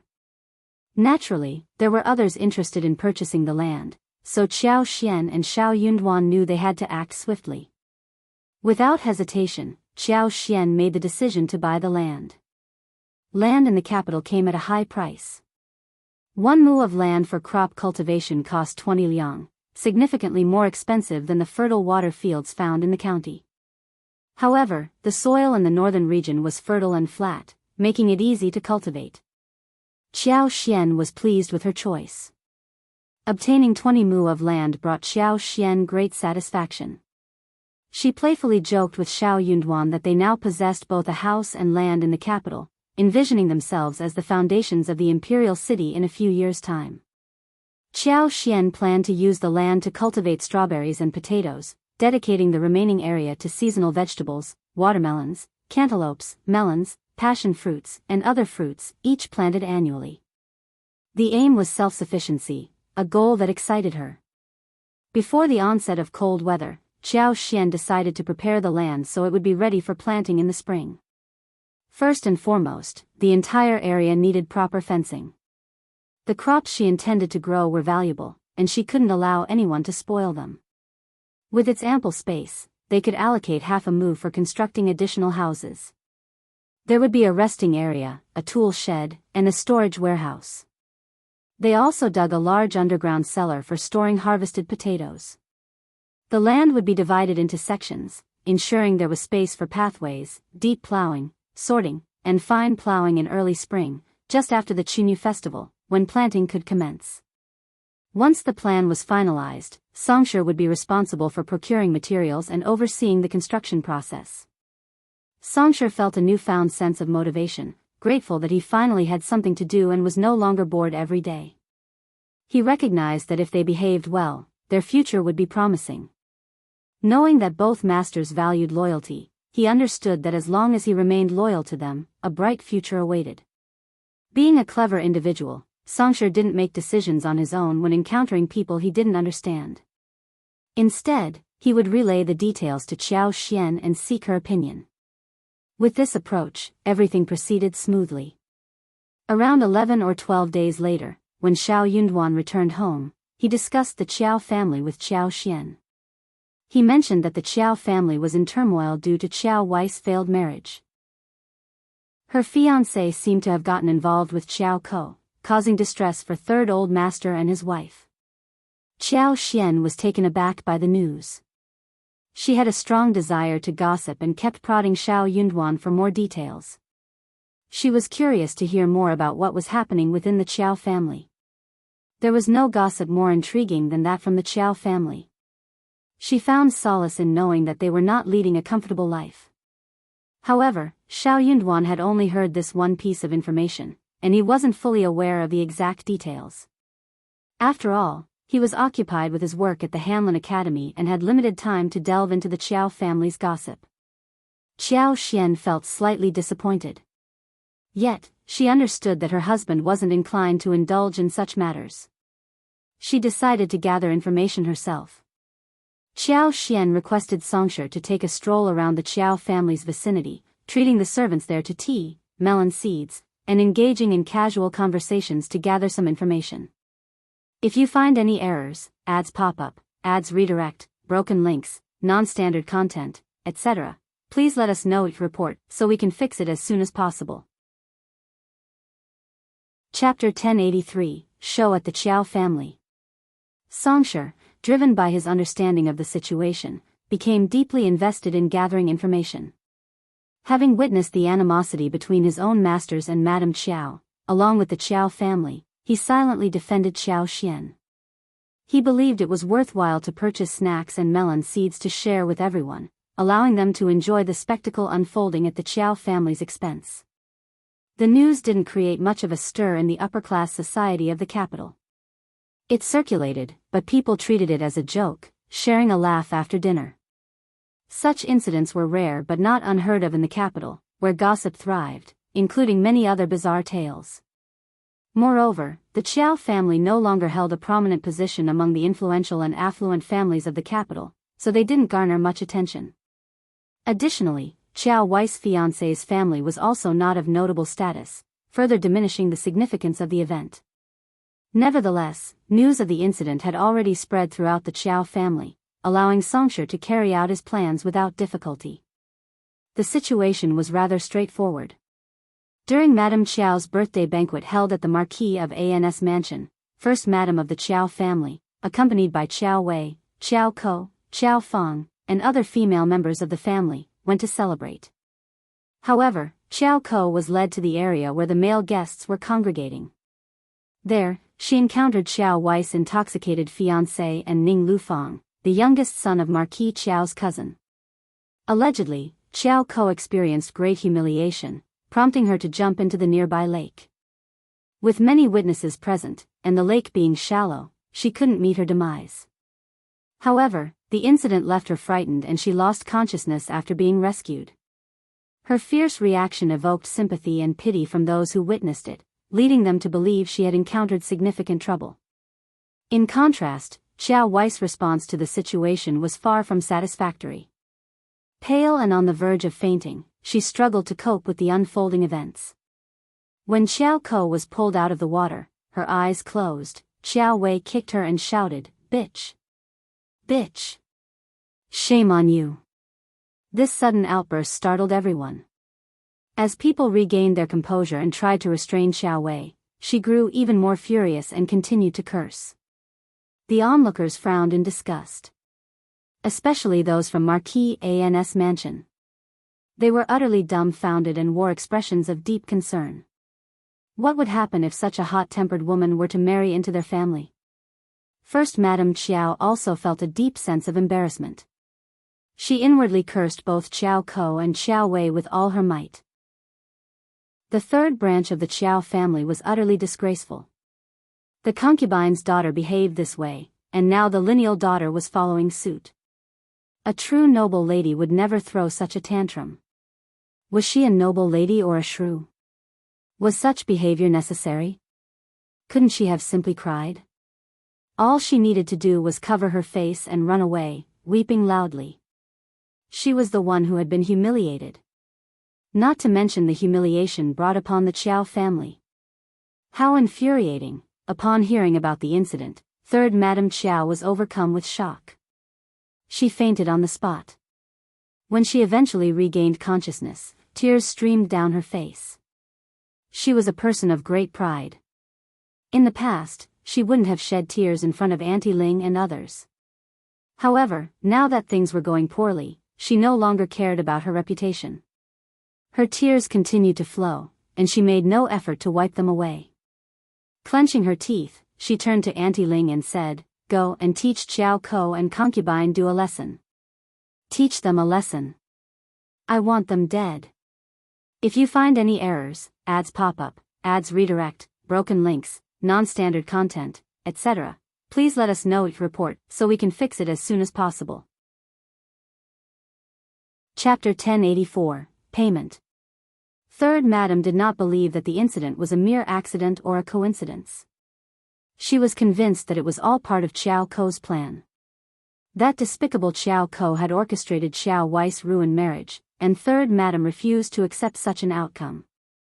In truth, Third Madam wasn't entirely wrong, but her focus was misplaced. Qiao Ko wasn't the sole mastermind behind this accident. Qiao Ko and Qiao Wei's fiancé, Ning Lufang, had conspired together. Third Madam would never have imagined that upon Qiao Ko's return to the capital, she would successfully captivate Ning Lufang during the few banquets they attended together. The two of them collaborated to devise this plan. Why did they choose this particular moment? Qiao Wei and her husband's wedding was scheduled after the new year. Qiao Wei was expected to accompany First Madame Qiao to celebrate Marquis Yan's birthday, thereby fostering a good relationship with the Marquis family. It was during this occasion that Xiao Wei's true nature would be exposed to the people of Marquis Mansion. Xiao Ko understood Xiao Wei well. She was certain that Xiao Wei would throw a tantrum. Upon witnessing this, the Marquis family would feel relieved and readily request a replacement bride without hesitation. Xiao Wei's behavior effectively ensured that she would be unable to marry into a reputable family in the capital. Xiao Ko's predictions had proven accurate. In a sudden realization, Third Madam of the Qiao family felt a surge of desolation, caring little about her own image. Auntie Ling could only offer a bitter smile. Third Miss had just seen a doctor, with concubine Du taking care of her, while Old Master was present as well. What else could Auntie Ling do? 2 days later, Ning Lufang's mother and sister-in-law arrived at their doorstep, expressing their regret. It was necessary for them to handle the matter properly. As Qiao Ko and Ning Lufang had engaged in a physical relationship, it was decided that the wedding date would remain the same, and the Ning family would proceed with marrying Qiao Ko. Everyone in the Qiao family agreed to this arrangement. The Ning family was unaware that Qiao Ko was the daughter of a concubine, so they saw no reason to object. They were willing to marry anyone from the Qiao family. In light of Qiao Wei's disgraceful behavior, she was slapped by Third Old Master and placed under house arrest. Third Old Master even expressed his wish for Qiao Ko to be the one getting married instead. Soon enough, the birth dates were exchanged to accommodate the new arrangement. By the time Third Madame Qiao learned of these developments, the matter had already been settled. Third Old Master harbored intense resentment towards her. He spoke coldly. Second sister-in-law and sister-in-law will discuss Ko's marriage. You should focus on recovering and, once you're well, discipline Wei properly. It's absolutely ridiculous. How have you raised your daughter all these years? The more Third Old Master dwelled on the situation, the more infuriated he became. He sneered, Xian and Ko were not raised by you, and I believe they are both good individuals. Wei, on the other hand, is a reflection of your parenting. She is no better than a street mongrel. How humiliating. Having finished his scathing remarks, Third Old Master departed without waiting for her response. Third Madam seethed with anger, clutching her chest as she watched Third Old Master leave. She emitted a stifled sound and coughed up a mouthful of blood, falling backward. Auntie Ling and Yuzhan panicked, rushing to her side. Eventually, Third Madam regained consciousness. She tightly grasped Auntie Ling's sleeves, trembling as she panted. She complained, Auntie, just listen to what they're saying. If you find any errors, ads pop up, ads redirect, broken links, non-standard content, etc., please let us know it report so we can fix it as soon as possible. Chapter 1085, Decision. It's all their fault. It's his fault. He used those women to provoke me and turn them against me. Why should I treat them kindly? Why? Third Madam cried out, her hands covering her face. Auntie Ling had dismissed Yuzhan and the others, but she couldn't help feeling saddened. She wiped her eyes and said, Madam, we are women, and men can be quite unpredictable. You must gather yourself and think about what Elder Miss should do. Third Madam's face contorted with anger as she fiercely declared, I will never forgive that woman. She's delusional if she thinks she can marry young Master Ning. Old Master blames me for not raising my daughter well, but what about concubine Du? Is she doing a great job? How dare she steal her own sister's fiancé? Shameless. Auntie Ling hesitated before speaking, but Madame Qiao, the marriage has already been settled, and so what? Third Madam sneered. I am the birth mother, and I have a say in this marriage. I deeply regret it. How could I have allowed them to continue? I should have strangled them when they were young. No, I should have prevented their existence altogether. I deeply regret it, I deeply regret it. Third Madam was overwhelmed, her anger burning within her. She had regretted so many times before, yet with each passing instance, her regret only grew stronger. Fate had been cruel to her. Auntie Ling couldn't help but sigh inwardly. Regret was the word Madame Qiao used most frequently. But what else could be expected? If she were in Madame Qiao's position, she too would be filled with regret. Of the two concubines' daughters, one had always been meek since childhood, while the other constantly sought the favor of Madame Qiao and Elder Miss, behaving worse than a servant. But these two daughters, whom Madame Qiao and Elder Miss regarded as no better than animals, had completely overturned their lives. A farmer who married into a farmer's family had risen to become a prominent scholar, an officer, and even caught the emperor's attention. She made significant contributions and received praise and rewards from the court. She was in the spotlight. The other daughter was even worse. She had stolen Elder Miss' marriage and caused Elder Miss to lose her composure in front of everyone, tarnishing her image and reputation. What would happen in the future? Those two incidents were not the end of it. Young Master, who had a promising future, had also been demoted, and it was the emperor himself who personally issued the demotion. Madame Qiao couldn't bear the thought of it. No one would dare to promote young Master without the emperor's approval. Absolutely no one. If Qiao Wei could marry into the Marquis of An's mansion, perhaps there would be a chance to rectify the situation. But if it were Qiao Ko who got married, Madame Qiao would be powerless to help young Master. It would be a humiliation. Madame's life was filled with misery. Auntie Ling felt a deep sorrow and sighed. However, there was nothing she could do but offer some futile words of consolation to Third Madame Qiao. Third Madame's expression kept shifting as she stared into the empty space before her, seemingly alternating between listening to Auntie Ling's words and drifting into a trance-like state.